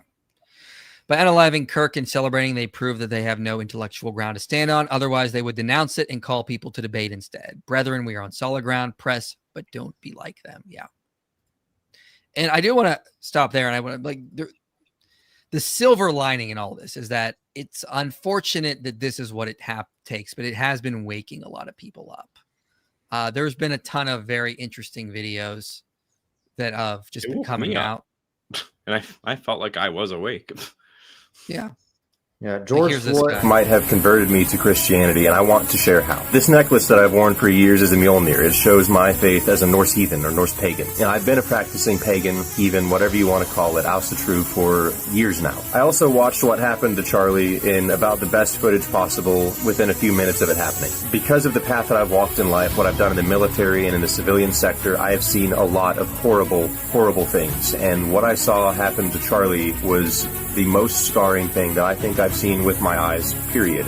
It keeps playing in my head. And it struck me that I would not be able, if I was the family, I would not be able to control myself. And I think that my conduct on TikTok in the last few days has proven that, because I have been railing and raging against the enemy, raging against the people who saw that and cheered. The spiritual and moral peace that I have seen in the Christian community regarding this whole thing is something that I envy, because I am full of rage and hate and anger. And I've been making it very clear. But I went today and I picked up a Bible because I was inspired by what I've seen from their side, from the Christian side of this. The conduct of the people cheering is enough to push me to whatever is diametrically opposed to their point of view, and they did not go after a political figure only. They went after a religious figure, and that says something to me. When I opened up this Bible that I purchased today, the first verse that I saw was Job 6:2. And then Job replied, "If only my anguish could be weighed and all my misery be placed on the scales, it would surely outweigh the sand of the seas. No wonder my words have been impetuous." I and many others have been absolutely full of righteous fury the last few days, and this to me was a reminder that we need to be careful with our words and the things that we say, because my words have been impetuous. I have spewed hate and venom. We on both sides have had nothing but impetuous words the last few days.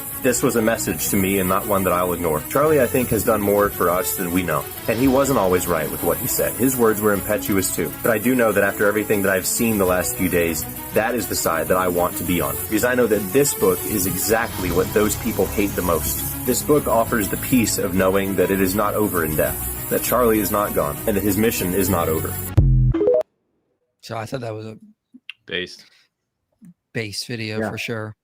I noticed that more times than coincidence will allow, if you just open to a random Bible verse, it'll be like what you need in that moment. And Yeah, many that's people fair. have said that. I don't think you should like try to do that on purpose. Like you shouldn't treat the Bible like it's a magic 8-ball, but that does happen nonetheless. Mhm. No, it happened perfectly for me. I wasn't even trying to make it happen. It was just when I was feeling really, really angry one of the days after the shooting, and you just got to a place that I needed it. I'll say that. Here's what RFK was saying the other day. 17-year-old niece left for Europe to go to college.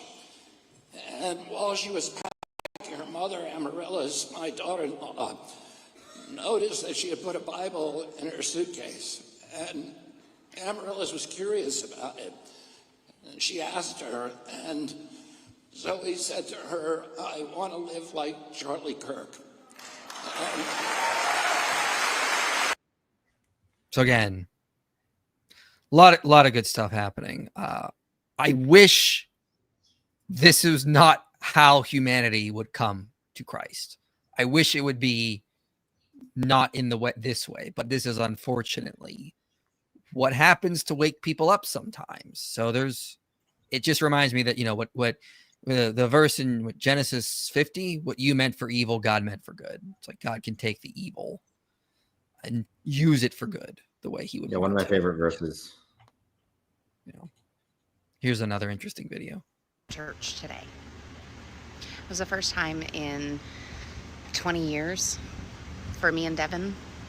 It was the first time for our children.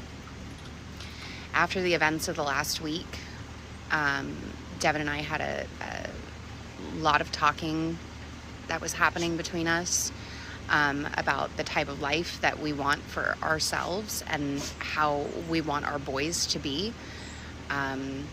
You know, we talk about Charlie Kirk. We talk about a man of God who was not afraid to stand in his convictions in anything. And we are raising 3 boys that will one day be men. And we want those boys to be as strong in their convictions as Charlie Kirk was. And we realized we had been doing a great disservice by not taking them to church and introducing them to faith up until this point. It is because of Charlie Kirk that we went to church today. We got online and we found one that we thought would be a good first try. You know, some of them are hit or miss, so we didn't know if we would like this one or not. We went in and everybody was so warm and welcoming, which was great. Before the service, they led a prayer for Charlie Kirk and for our nation. That one got me. The message today in the service was centered around forgiveness. And I know that a lot of us are trying to find our way there. And so it was a very powerful message to hear today. And here's to new beginnings. Mm-hmm. I hope that those of you who went to church for the first time today, I hope that those of you who are buying Bibles for the first time, I hope that those of you who, like us, are returning to church, I hope this journey doesn't stop for you. And we are making it a mission for us and our family to continue living a life that was worthy of Charlie Kirk's presence. So again, yeah, we're seeing a lot of that stuff here. I made a slide even. Similar people saying admitted to returning to church. A guy commented on one of my posts. Been agnostic. This one at the bottom here. I've been agnostic theist for a while. What happened to Charlie?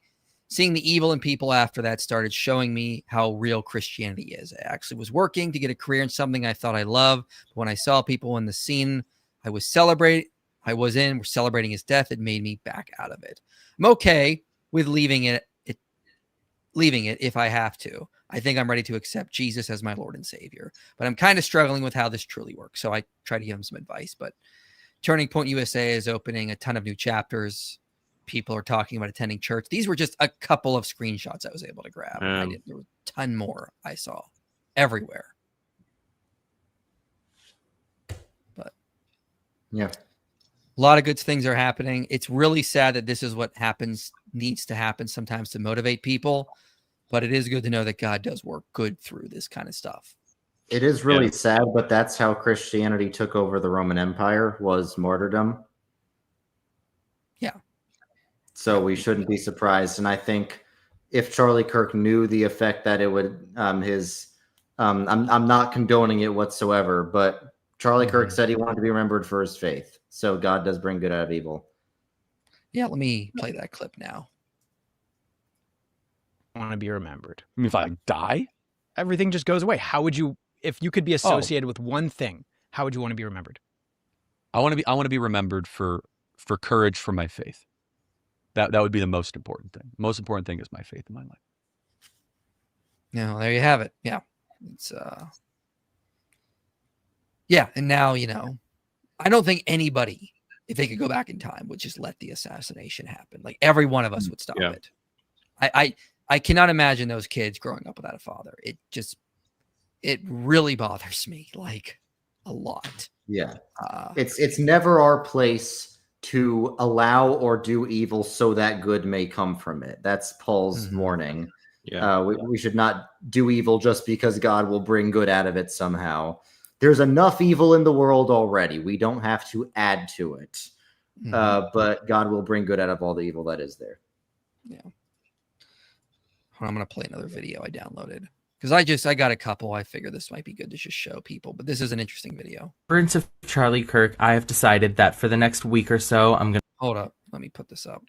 It wasn't up. There we In go. remembrance of Charlie Kirk, I have decided that for the next week or so, I'm going to post content solely focused on him and his clips. So let it commence. A Week to Remember Charlie, Part 1. A queer person? Can I ask a dumb question? Yeah. When I grew up, calling someone queer was like a slur. Can you tell me what that means? I mean that sincerely. And how is it different than just saying you're lesbian or bisexual or gay? So it can be different for everyone. It's a spectrum just like anything else. And for me personally, I like everyone. No, but what does queer mean though? Queer, it's just a label. What does the label mean? It's different for everyone. I'm not trying to put you as a trap though. I mean this because when I grew up, if I called somebody queer, I would get in trouble. Just give me like a working definition. Yeah, so queer is just something that you identify as with your sexuality. It can be related to gender too. Right, but how do you know once you achieve queer? Can you give me saying that anybody can be it doesn't tell me what that thing is. That makes sense? So it's literally just a identity. Right, okay. But right, but like what is that identity? For example, if I were to say I'm a conservative, let me give an example. Yeah. A conservative is someone who believes in small government, strong borders, American exceptionalism, the Constitution. How would you then give a definition of queer that someone looking at could say, oh, that is queer, like connect the dots? And that's the point. That is exactly what Charlie stood for, and that's exactly why they hated him. Because how dare someone try to challenge people on their beliefs and to get them to critically think about their beliefs. If you notice, he wasn't trying to force what he believed upon her. He wasn't trying to say, you're wrong, and, condemn her for what she believes. He simply wanted her to answer his question, and not only to get her to think more critically, but also for her to give maybe a better explanation so that he can learn as well. This is the man they decided to hate. I mean, it's like when you watch these videos, it hits different now that he's dead. But like when you understand that this is all he stood for, and that these people hated him for it, it gives it a new sense of meaning. Evil can only hide its face so much. Evil can only hide its face until it's presented with the truth. And the truth is that Charlie just wanted people to understand what they believed. Charlie wanted people to be able to defend their belief, and Charlie wanted them to be able to question their belief and see if they could explain exactly why they believe what they believe. And they killed this man for it. And this is exactly why I want to dedicate a week to just his clips, just to see how good-natured this man was. And that it wasn't just that he was so, trying to push his ideology or anything. He was simply just trying to get people to think. Yeah, I think that's a good point. He's being painted as a racist, a fascist, someone who was apparently calling for vigilante violence. Complete and utter nonsense. Complete and utter nonsense. I just can't believe it that we are now talking about this like this. Not what I thought I was going to be doing last week. Yeah. We were thinking we'd do a Minecraft stream today. Yeah, and I had was in no mood to do that. So this is what we're doing. I'm not either. I understand. Leftists are in dangerous waters. They should read Isaiah 5:20. When did Cenk condemn this after Dave Rubin exposed him live on Piers Morgan's show about his own rhetoric about Charlie explicitly? Yeah, Cenk said something about Charlie wanting to be a victim and being a martyr at some point. And yeah, it was pretty disgusting. And Dave Rubin called him out on it. It was pretty glorious, honestly. By the way, I'd love to see you discuss the theme of atonement with IP and Than at some point. Yeah, we should do that. My super chat about Satan's little season is a serious question that is damaging my personal relationship with friends and family. I respect y'all's opinion. Can you please answer that question? What was the question? The question he was asking, like, did the second coming already happen? And I was like, bro, that's heresy. I am amillennial. I think Jesus is going to come back whenever he comes back, and then that's the end of it. I only believe that there's going to be one future event the Bible talks about. Aside from the fact that Jesus is going to come back to unite heaven and earth and make all things right, aside from that, we don't know the future. The Bible doesn't tell us the future. We know that's going to happen. We don't know when. And that's all we can say. But we can say it's in the future. It's not in the past. It's heretical to deny that Jesus will come again until he comes again. I hope that helps. Politics are of the world preach Jesus wins souls. Yeah, I agree with you for the most part, but we still need to be Christians cannot just pull out of politics entirely. I feel like that's a Gnostic opinion. We're not supposed to escape this world. We're supposed to be in, but not of the world. Jesus' kingdom is not of this world. That's correct. It does transform this world. If it wasn't for Christianity doing politics in this world, there would still be tons of female infanticide and male pedophilia and all sorts of other things, and cousin marriage and all sorts of other things that Christianity outlaws. Yeah. See my video. Slavery. See my video how Christianity saved children. It'll blow your mind. Can you do a video on Freemasonry? I have to look into it. I don't know much about it, honestly. Mike, I didn't tell you this when you were here. There's a Freemasons building straight across from my house.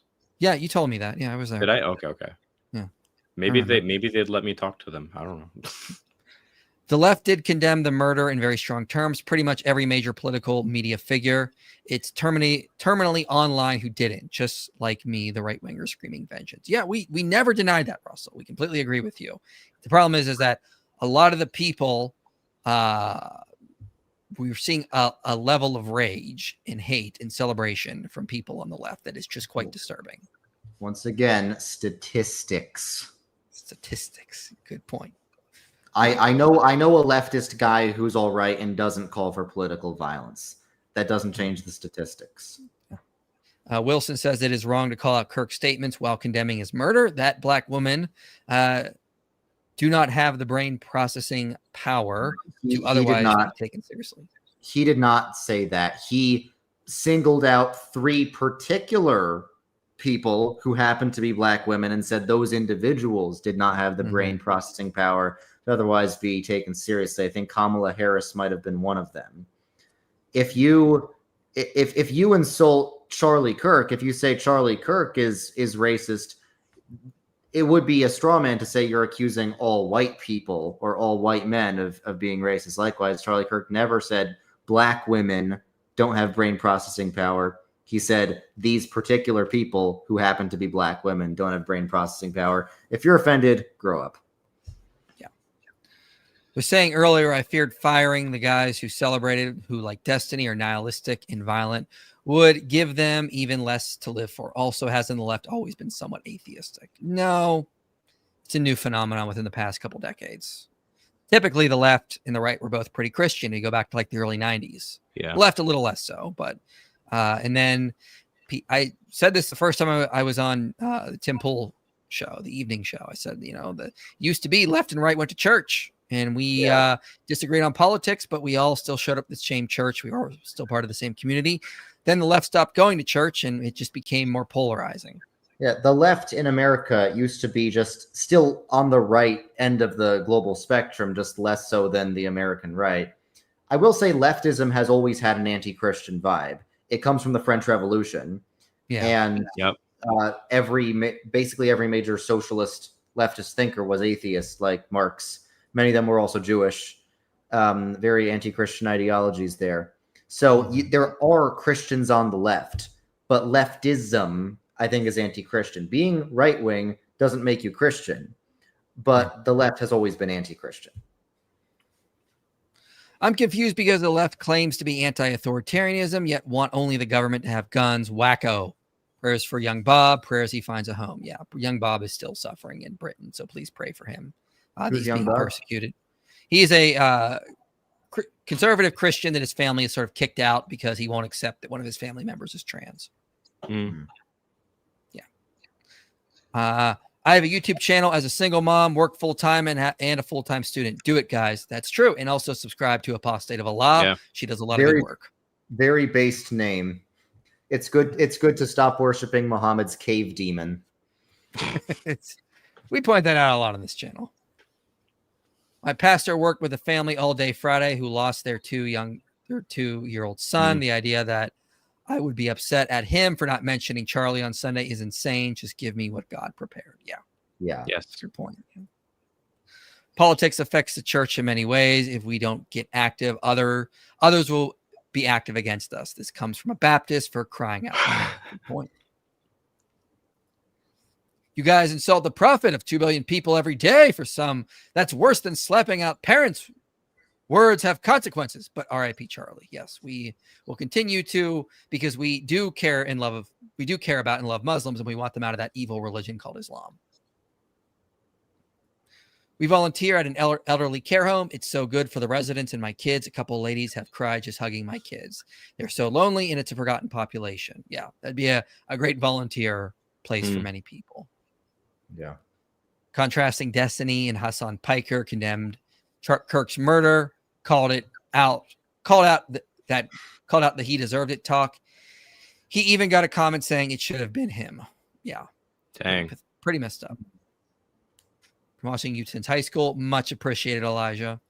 He's saying since you were in high school, not since he was in high school. Oh. I've had my disagreements. I'm messing with you, Mike. I'm messing with you. I'm trying to make you uncomfortable. I've had my disagreements with Joel Webbin, but when he says make America hate again, there's a context in which that's true. We are supposed to hate injustice, like what happened to Irina Zarutska on the train, and we are supposed to hate this left-wing violence that is threatening people all the time. God is love. That means God hates what harms what he loves. If God loves his people, God loves people, that means God hates what harms his people, like the LGBT movement, like Islam, like leftist ideologies, and basically any ideology that threatens Christianity, whether it's Judaism, Islam, leftism, or this anarchist violence. Here's one thing he said that really scared me. Joel tweeted, and I disagree with Joel on so many things. Like, I can't even list it all. But he said, you killed Charlie, you get Nick. Enjoy. Me too. By the way, Joel is not a fan of me. Joel thinks I'm a liberal hippie. But yeah, me too. Yeah, there's a context in which, people do need to hate ideologies more. You don't hate people, but you hate what harms people. And these ideologies harm people. I love transgender people. That's why I hate transgenderism. I've seen transgenderism destroy the lives of my friends, making them go from nice, happy people to self-cannibalizing, depressed wrecks. It's well said. But I worry about what he said, that he could be right. I don't want to see Nick replace Charlie. Nick Fuentes, that is. I really hope that doesn't happen, but it is right. Like, Charlie was not a radical, but I mean, there's going to be a lot of young men who are going to see that, and they're going to want to go into Nick Fuentes' camp, because it's just going to make them angrier. And Nick is right there, ready to pick up the pieces. So thank you, leftists, for that. Thank you. We really, help with that kind of rhetoric. God has laid down a mandate to all Christians through Charlie's example in life. It is time for us all to not allow fear to keep us from declaring the truth of God and the gospel. The harvest is white. Very well said. What truly makes a man and a woman a woman? I would say what makes you a man is, first of all, your telos, your biology, and what your creator says. So it's you are physically, you're a man if you're born a man, but also you just can't change that because the thing you have with like Matt. Well, here's what I'm trying to get at here with Matt Walsh's documentary where he covered that. He basically argued you go to take Aristotle's causes. He focused on the material cause mostly. You're this biologically, but Aristotle also talked about final cause.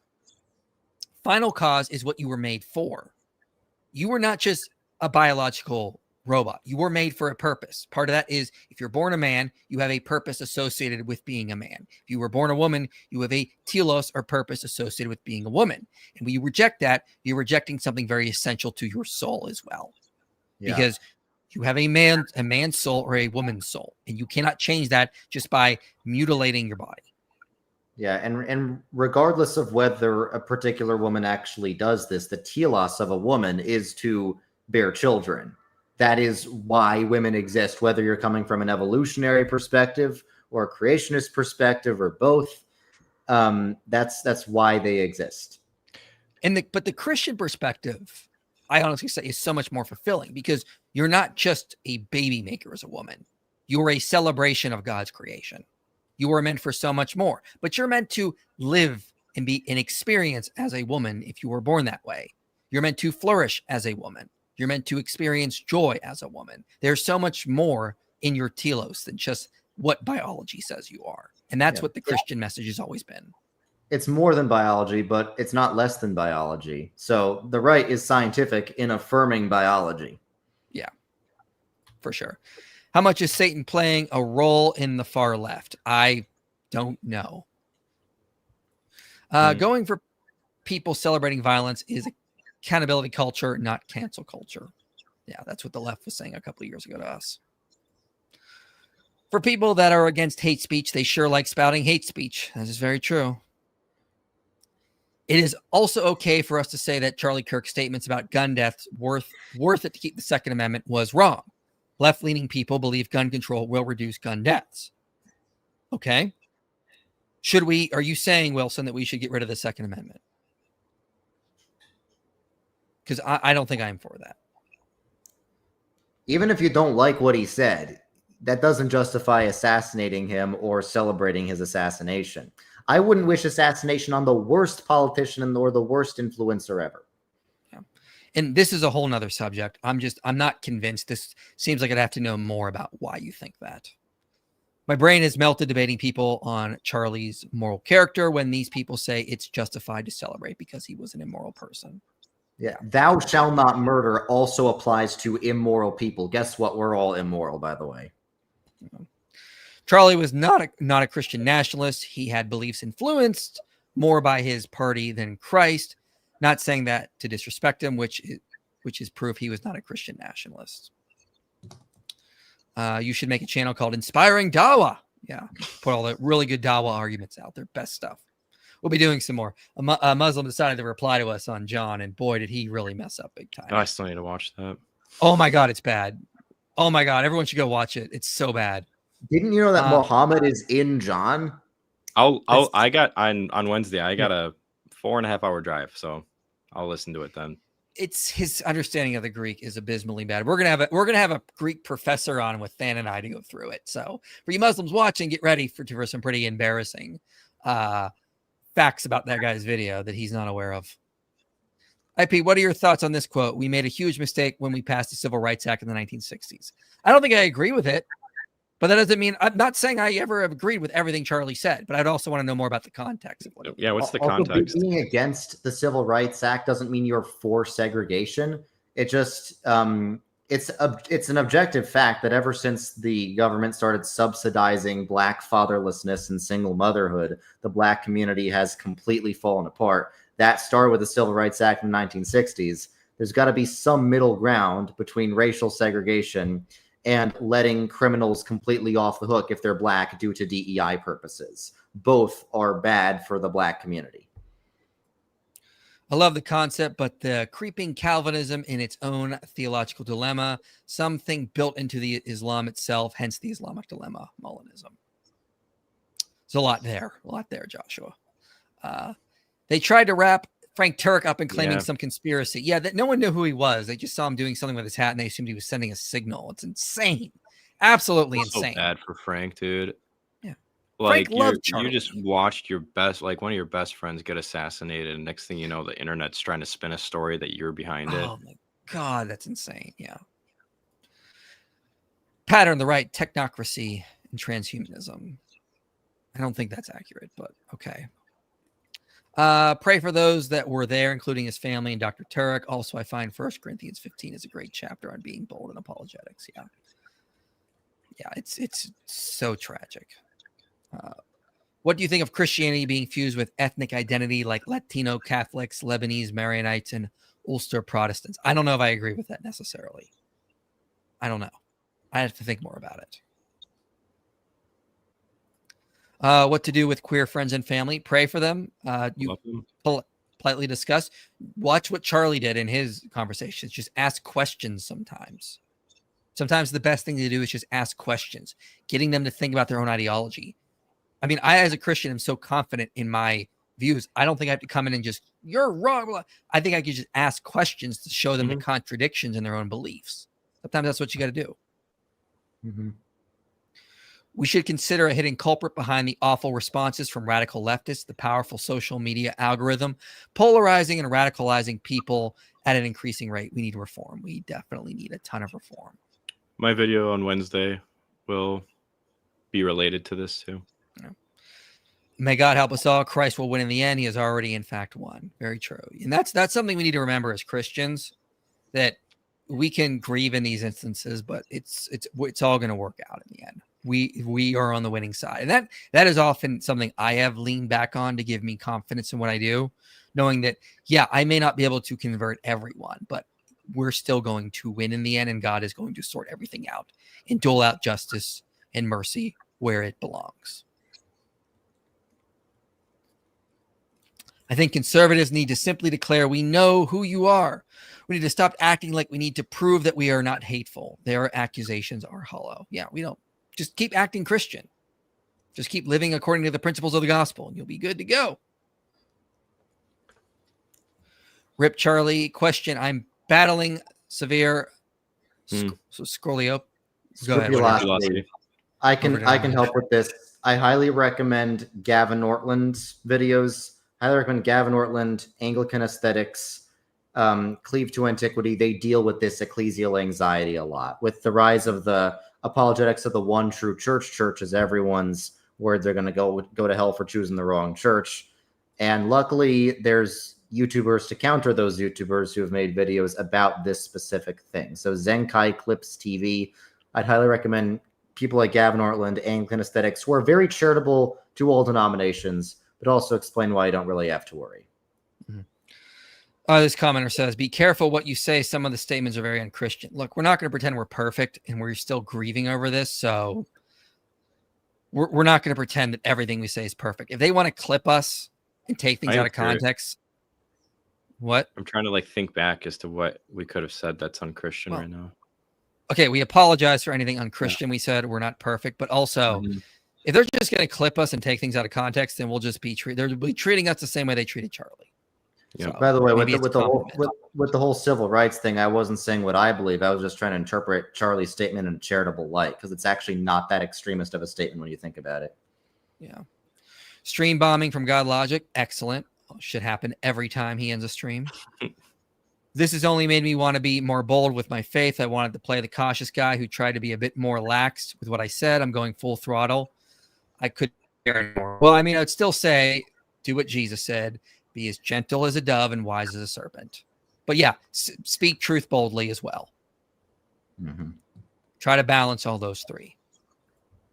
Please point out apologetics isn't about apologizing, and Groyper's already tried subverting Charlie Kirk's, and Ben Shapiro already pointed out they tried. Yeah, and they're going to keep trying because they're a subversive movement that wants to take over the right and turn it into a monster. Zenkai clips. Watch Gavin Ortland. Trust me. Yeah. The left is bad at having kids, but great at indoctrinating yours. Please watch Yuri. Yeah, the thing is, though, is that the left is also really good at polarizing. So as time has gone on from the 90s, they make the right more protective of their kids. So it used to be in the 90s, you just send your kids to college and they get indoctrinated. That's happening a lot less now. And there's more homeschooling now than ever because the left does do that, but they also create more polarization over time. And so that indoctrination is diminishing the more it happens. Why is RZ dressed like he's going to homecoming? Good question. Why are you? I don't know. This is how I dress for all the live streams. Have to keep the Presbyterian aesthetic. Fortunately, I can't agree with some of RZ's claims of statistics. It's that not just algorithm-fed anecdotal. Is that not just algorithm-fed anecdotal evidence? It's the statistics that you showed on the screen earlier in this stream. Let's put them back up. Here we are. So again, most Americans say it's unacceptable to be happy about a public figure's death. But as you can see, the more liberal you are, the more likely you're to disagree with that, unfortunately. So very liberal, 24%. Very conservative, only 3%. And you can just see the graph going much more in that direction. Same with this. Most Americans across the political spectrum say political violence is never justified. Very liberal say, no, it can be justified. Whereas very conservative, 3% again. Liberals and younger Americans are more likely to say political violence can be justified, but are not more likely to defend the violence. And again, who is the ones that are most likely to do that? Again, it's the very liberal, or the liberal itself this time. The younger and more liberal you are, the more likely you are to resort to violence. Let me put back up John Compton's research. Ken, John Compton's research. Of course, we don't support any right-wing violence if there is any. We would denounce all right-wing violence in advance, and if it ever happens, I pray it doesn't happen. But we don't see nearly as much of it, nor nearly as much of the justification of it. And by the way, like I think it was Ilhan Omar put out a study saying, "Oh no, more violence comes from the right." But if you look at the actual metrics, it's crap. They just said anything anti-government is right. Anything they literally said in the ADL study that anything anti-government is right. So they just labeled this vast group of violence as right wing because they were anti-government, which is absurd. Like there's anarchy. That means anyone who's not a centrist is right wing, basically. This is what they did. It was insane. I was looking at the metrics of the study. I'm like, this is a joke. But that's what they'll say. Oh, look, the right is more violent. Yeah, if you skew the statistics and lie about your demographics, sure. Support for removing constitutional constraints on a president, again, decreases with religious service attendance. Belief that violence is a legitimate way, decreases with religious service attendance. Negative forms of political engagement, decreases with religious service attendance. Positive forms of political engagement, increases with religious service attendance. I mean, positive forms of political engagement, again, organized believers have pretty high, higher than the other groups. It's just all around. It always looks better when you're a conservative Christian, it just seems. Sorry if that upsets you, but this is just what the data shows. Yeah. But I really don't understand what the objection is supposed to be. What'd you say, Than? Sorry. No, Richard, you can go. I'm just saying I don't really understand what the objection's supposed to be. Are we not supposed to take statistics seriously just because they're from the government, or I don't know. Yeah. Fine. Then Wilson, next time a leftist wants to make a statistical argument in favor for your side, you better tell them to stop using them. Yeah. Most of the statistics the left uses to indicate that the right is more violent, they have tolerance of violence classified as a right-wing belief. It's like, if you look at how those studies are done, it's like, yeah, it's you're when you do that kind of crap, you're assuming the conclusion, and you just go into the metrics, you go into the questionnaires, you go, wait a minute, this isn't how this works. Tolerance of like you said, I've seen that kind of stuff as well. It's like the political compass test. If you think racism is bad and people should be able to eat, you're classified as far left. Mm-hmm. Can we ever celebrate death, Mustache Man? No, he's referencing Hitler. Mm-hmm. Not I me. see. I mean, you can celebrate the fact that maybe the violence he was causing is stopped, but I think we should always pray that these people repent and grieve when they died and did not. I think it would have been a lot better if Hitler had been put on trial for his crimes, and that could have brought a lot more closure, and then he would have been executed in the proper manner, because I do support the death penalty. We shouldn't celebrate death as death, but we should celebrate that justice has been done. Maybe you guys disagree. I personally support the death penalty, and Hitler is obviously an example of someone who would have gotten it if he had not killed himself. And no, I kind of that question right there. Yeah, I do believe the death penalty should be used for all cases of murder, which Charlie Kirk's assassin did. I lean on rejecting the death penalty, but I get that. I can see your case too.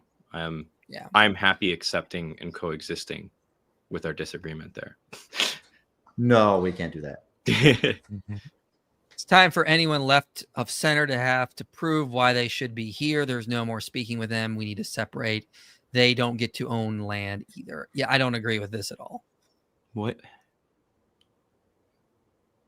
No, this is just going to further polarize, further radicalize, lead to violence.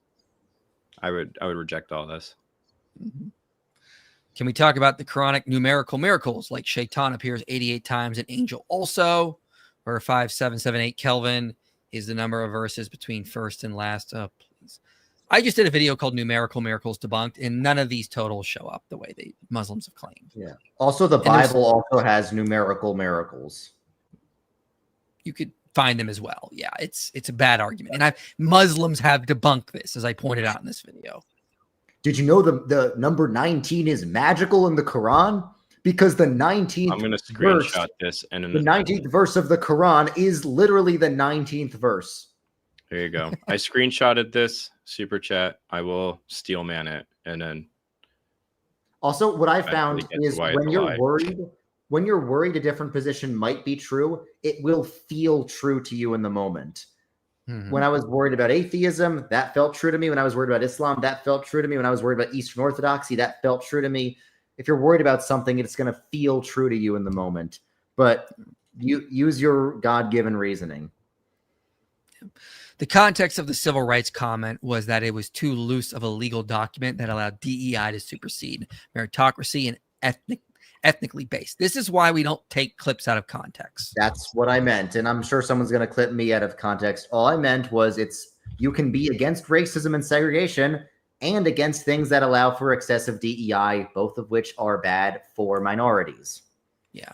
Well, we pointed out last time that Charlie Kirk made a claim that drove genetically modified skeptic wild. He said, like, if I'm getting on a plane and I see the pilot's black, I'm going to be nervous, which sounded racist, but the comment was in context of Charlie saying that because DEI leads to hiring people that are less qualified, that could be a possibility in that case. It had nothing to do with his race.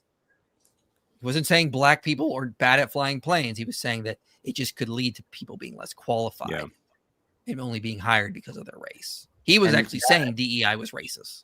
Yeah, that'll lead to more racism, because if everyone knows that someone of a certain race has lower standards to get there on average, then that'll cause people to automatically suspect someone of a certain race might be less qualified. If you want to fight biases, remove DEI.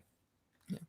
Thoughts on celebrating leftists getting fired? I mean, I think it's all tragic what's going on. I don't think we should be. Yeah, I'm not happy that this is happening. No. Like, there's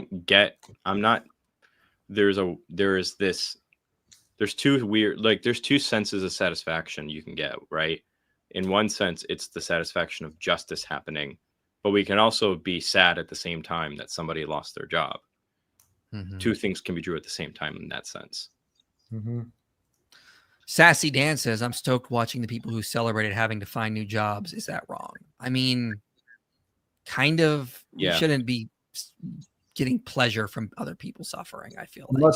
I must admit I chuckled at those videos, but it is wrong. I shouldn't have done that. No. By the way, God Logic is debating Daniel Hakikachu tonight in 3 hours from now. So we'll be doing a debate review on this channel tomorrow. Avery will be here, as well as David Wood. Ridvan hopefully can come up. But yeah, tonight, Daniel Hakikachu and God Logic are debating on the Islamic dilemma on Modern Day Debate. So be there, sure to check it out, and then come back tomorrow for the debate review. Also, whoever was worried about those Islamic miracles and the Islamic number miracles, listen to David Wood. David Wood helped me with my doubts about Islam the same way Michael Jones helped me with my doubts about atheism. That's good. Yeah. And I did a video just a couple days ago. Or not, yeah, like a little while ago. So here it is. It's just 3 videos ago. Numerical miracles in the Quran debunked. So let me scroll up a little bit. So yeah, you can see the recent videos. If you want a pick-me-up video, watch this video, How Christianity Educated the World. That'll be a good pick-me-up. I guarantee you that. But if you want to see this debunked, it's right there just 10 days ago. I debunked the whole numerical miracle nonsense. And if you're worried about numerical miracles, related to numbers is the fact that I have a Bayesian Islamic dilemma coming out. I was hoping to have it out this week, but then with recent events, it just got a little postponed. If you're worried about numerical miracles, here's the problem. Even if you grant all of these arguments for Islam and you give a 99% prior probability to Islam, the probability that Islam is true given the Islamic dilemma is less than 5%. Yeah. Michael Knowles pointed out that many cases of left-wing violence simply isn't counted as political violence. Yeah, that is another problem. They've classified it in different ways. You can skew the data as much as you want. That's why you need to make sure you got a good study. If I read a study, sometimes I'll read a study and go, I'm looking at the metrics here. I'm not so sure about it. I'll contact a sociologist I know. Go, what are your thoughts? And he'll be like, yeah, you've reasoned it out. Here's why. I just read. Someone sent me a study on missionary work. Trying to show that this study shows that all those 20-some studies you cited on the positive effects of missionary work is nonsense because I found this one study over here showing that missionary work didn't lead to positive benefits. And then I read it, and they counted every preaching point as a mission, which is insanely stupid. Anytime someone is at a place preaching, that's not a mission with a printing press in a health clinic. There was just some guy on the corner preaching. So when you do that kind of stuff, yeah, you're not going to find good results. And, so stuff like that, you got to look out for. Leftists often say that their views are not political. They're just basic human rights. So they gaslight us into thinking that it's only political when right-wingers express their opinion. Matthew 5:43-48, praying for the country, especially those who will see us killed for Charlie's sake. Yeah, hopefully no one else. Oh, Christ's sake! Sorry. That's gonna get. Thank you for correcting me. That's gonna get clipped. Thank you for correcting me. I totally just saw the C and was looking up the verse, and so I looked away. My mistake. I was reading the verse here. So you have heard it was said, you shall love your neighbor and hate your enemy. But I say to you, love your enemies and pray for those who persecute you, so that you may be sons of your Father who is in heaven. For he makes the sun rise on evil and on good and sends rain on the just and on the unjust. For if you love those who love you, what reward do you have? Do not even the tax collectors do the same? And if you greet only your brothers, what more are you doing than others? Do not even the Gentiles do the same? You therefore must be perfect as your heavenly Father is perfect. Amen. Redeem Zoomer, I respectfully disagree. As Christians, giving someone life in prison gives them more time to repent. Thoughts on death penalty IP? I think there are good arguments on both sides, honestly. I do not know where I land on that. But what are your thoughts, RZ?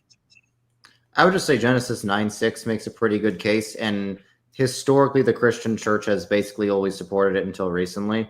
Genesis 9:6 says, if a man sheds blood, by man shall his blood be shed. That's not absolutely conclusive, but I think that plus tradition is a pretty strong case for it. most of the counts don't add up, but the Shaitan 88, 77, 7 heavens appears 7 times. I don't know, because when I ran my, I don't think so. We went through like an actual lexicon and then counted it up for them, and we found so many problems. But plus, even so, that doesn't mean it's a miracle. Like sometimes coincidences happen. Also, even if the Quran has these patterns and stuff, you realize demons can also do magic tricks. I was just gonna say, sorry, keep going. I didn't mean to cut you off, Richard. No, go on. I was just gonna say, like, how are you defining miracle when you are talking about miracles? To me, I take a miracle to be a deviation from the way that the world works when it's left to itself, that's meant to vindicate some sort of divine message. Even if we grant this, that does not fall under the category of miracle by my lights. If we believe the Quran was inspired by a demon, which I believe it was, you know, demons have high levels of intelligence. They're not omniscient, but they have high levels of intelligence. They could put these little patterns. In fact, most demonic cults have some sort of sacred geometry or patterns or mathematics, because it's like when Moses turned his staff into a snake for Pharaoh. Pharaoh's like, I got other magicians who can do that. Demons will do little magic tricks to impress people. That's why people think witchcraft works, because sometimes it works, but it's not really the witchcraft that works. It's demons trying to trick you into worshiping them. Yeah. Again, I'm not convinced these are real. I'm not convinced either. I'm just saying if they were real, that's another possible explanation. And why is it this? Why not have like the name Allah mentioned like 7,777 times or something like this? Like, it's very select. It's cherry picking. You cherry pick out the ones that work, and then you ignore the ones where they don't work. People have found patterns like this in Moby Dick, by the way. Are you going to say Moby Dick is divinely inspired? Yes, we have to now. Yes. I mean, should the leftists celebrate? I mean, should the leftists celebrating be fired? If they're condoning violence, then yeah, anyone would be fired for that. So, yeah, if you're using the word should as a normative claim there, I'm not sure. But let me put it this way. If I'm a business owner and I want the people who represent my company to not be celebrating murder, then anybody that does that, I don't want them associated with my company. Likewise, I don't want to support a company as a consumer that supports that has people as part of their corporate identity as somebody that celebrates murder. Send them to El Salvador, says Sassy Dan. They fixed crime. Who is that? It's Sassy Dan. Why does that look like a Pikachu? Because it is, Dan. Oh, is it? Okay. Thank you for the very generous super chat. IPRZ, thank you for taking my comments. Although I disagree with some of what you said, I benefited from both of you guys tremendously. Here's 50. Thank you very much. We appreciate that. Thanks, man. Leftists being fired is consequences of their freedom of speech. I know that I wouldn't want to work with someone who wishes me in my family death. Yeah. Oh, that's another really good point. Yeah. You see, the Protestants take Charlie Kirk as the son of God. Yes. It's the proof. This is the proof. So, I wanted to play one more video. Let's see if I can pull this up. I realized how sick liberals were until the Charlie Kirk situation. Like, I don't want to live on the same planet as these people. Like, I have experienced real racism in my life, actually. You know, and I don't think those people deserve death. You guys can't even deal with an actual, like, political discourse with a center-right political figure.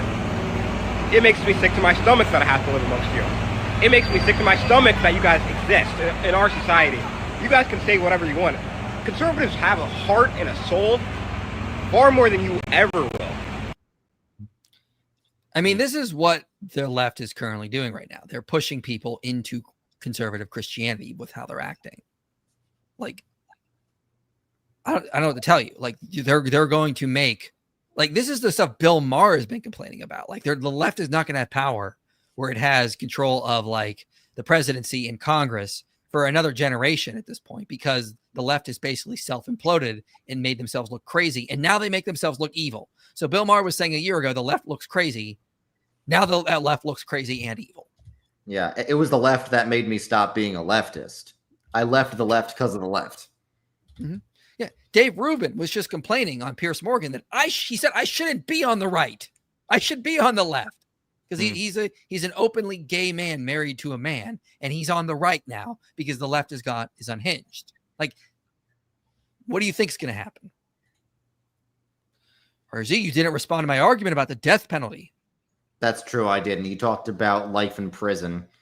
You talked about your New York accent came out there. Yeah, I think life in prison is also, in theory, you could argue for either thing. I just think that it's more of a deterrent if there is execution. That is what people historically did. And I know it's unpopular to appeal to things that people did in the old days, but there was a lot less random acts of violence in old society. I'm not saying everything was better, but you didn't have random stabbings on transportation. You didn't have random shootings. Like, even when people had guns, you didn't have people just randomly firing into crowds to make a statement. And I think that I think having less of a public tolerance for crime contributed to that. It's a good question.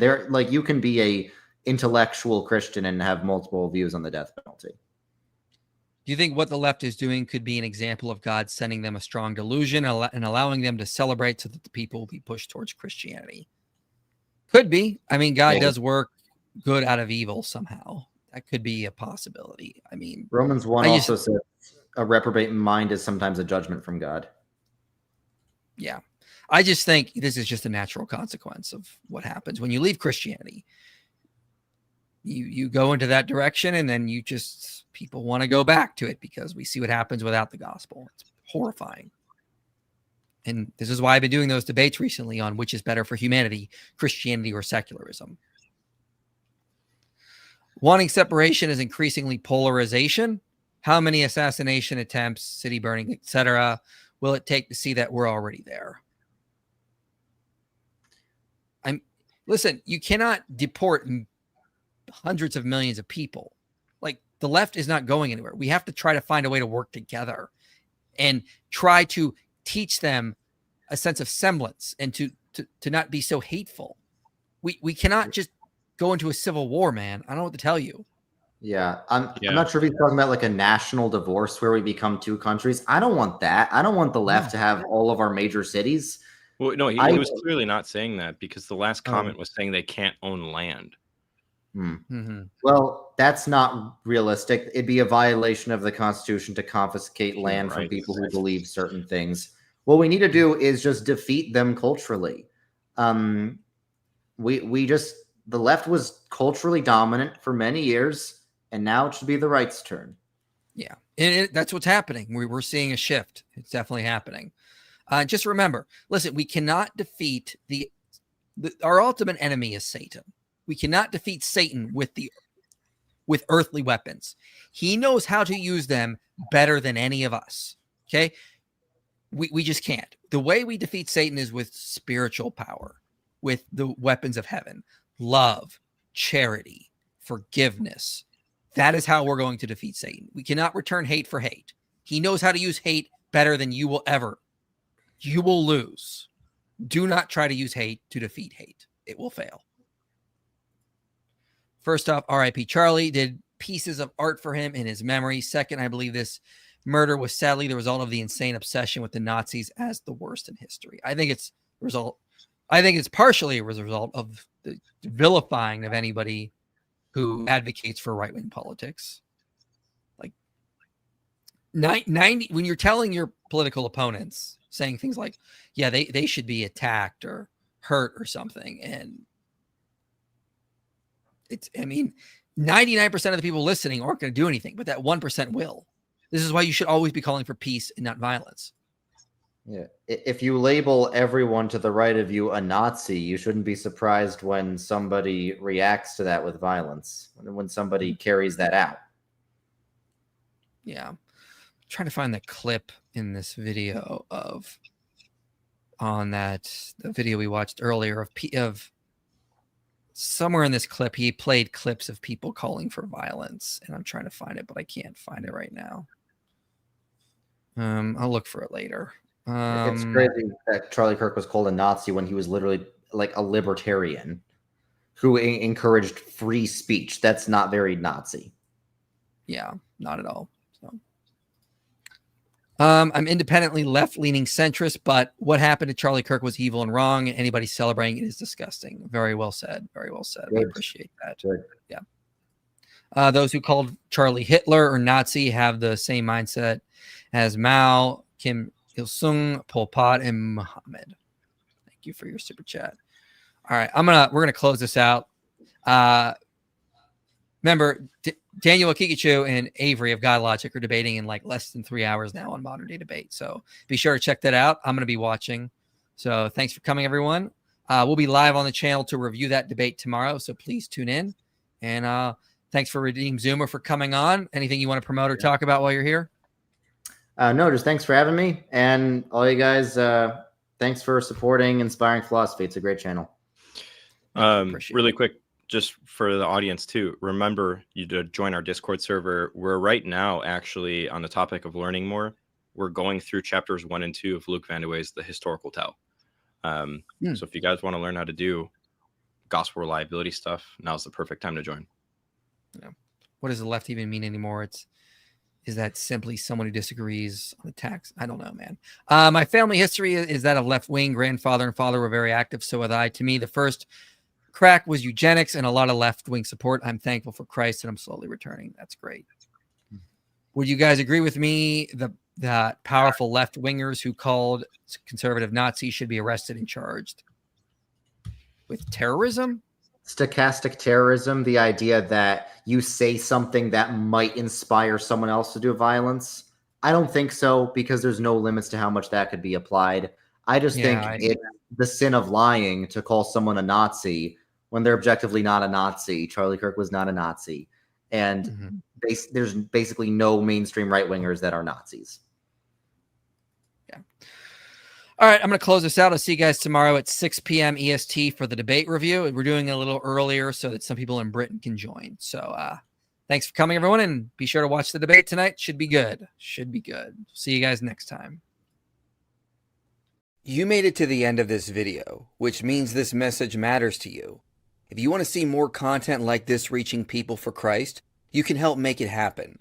Your support makes these videos possible. Click the link below and donate today.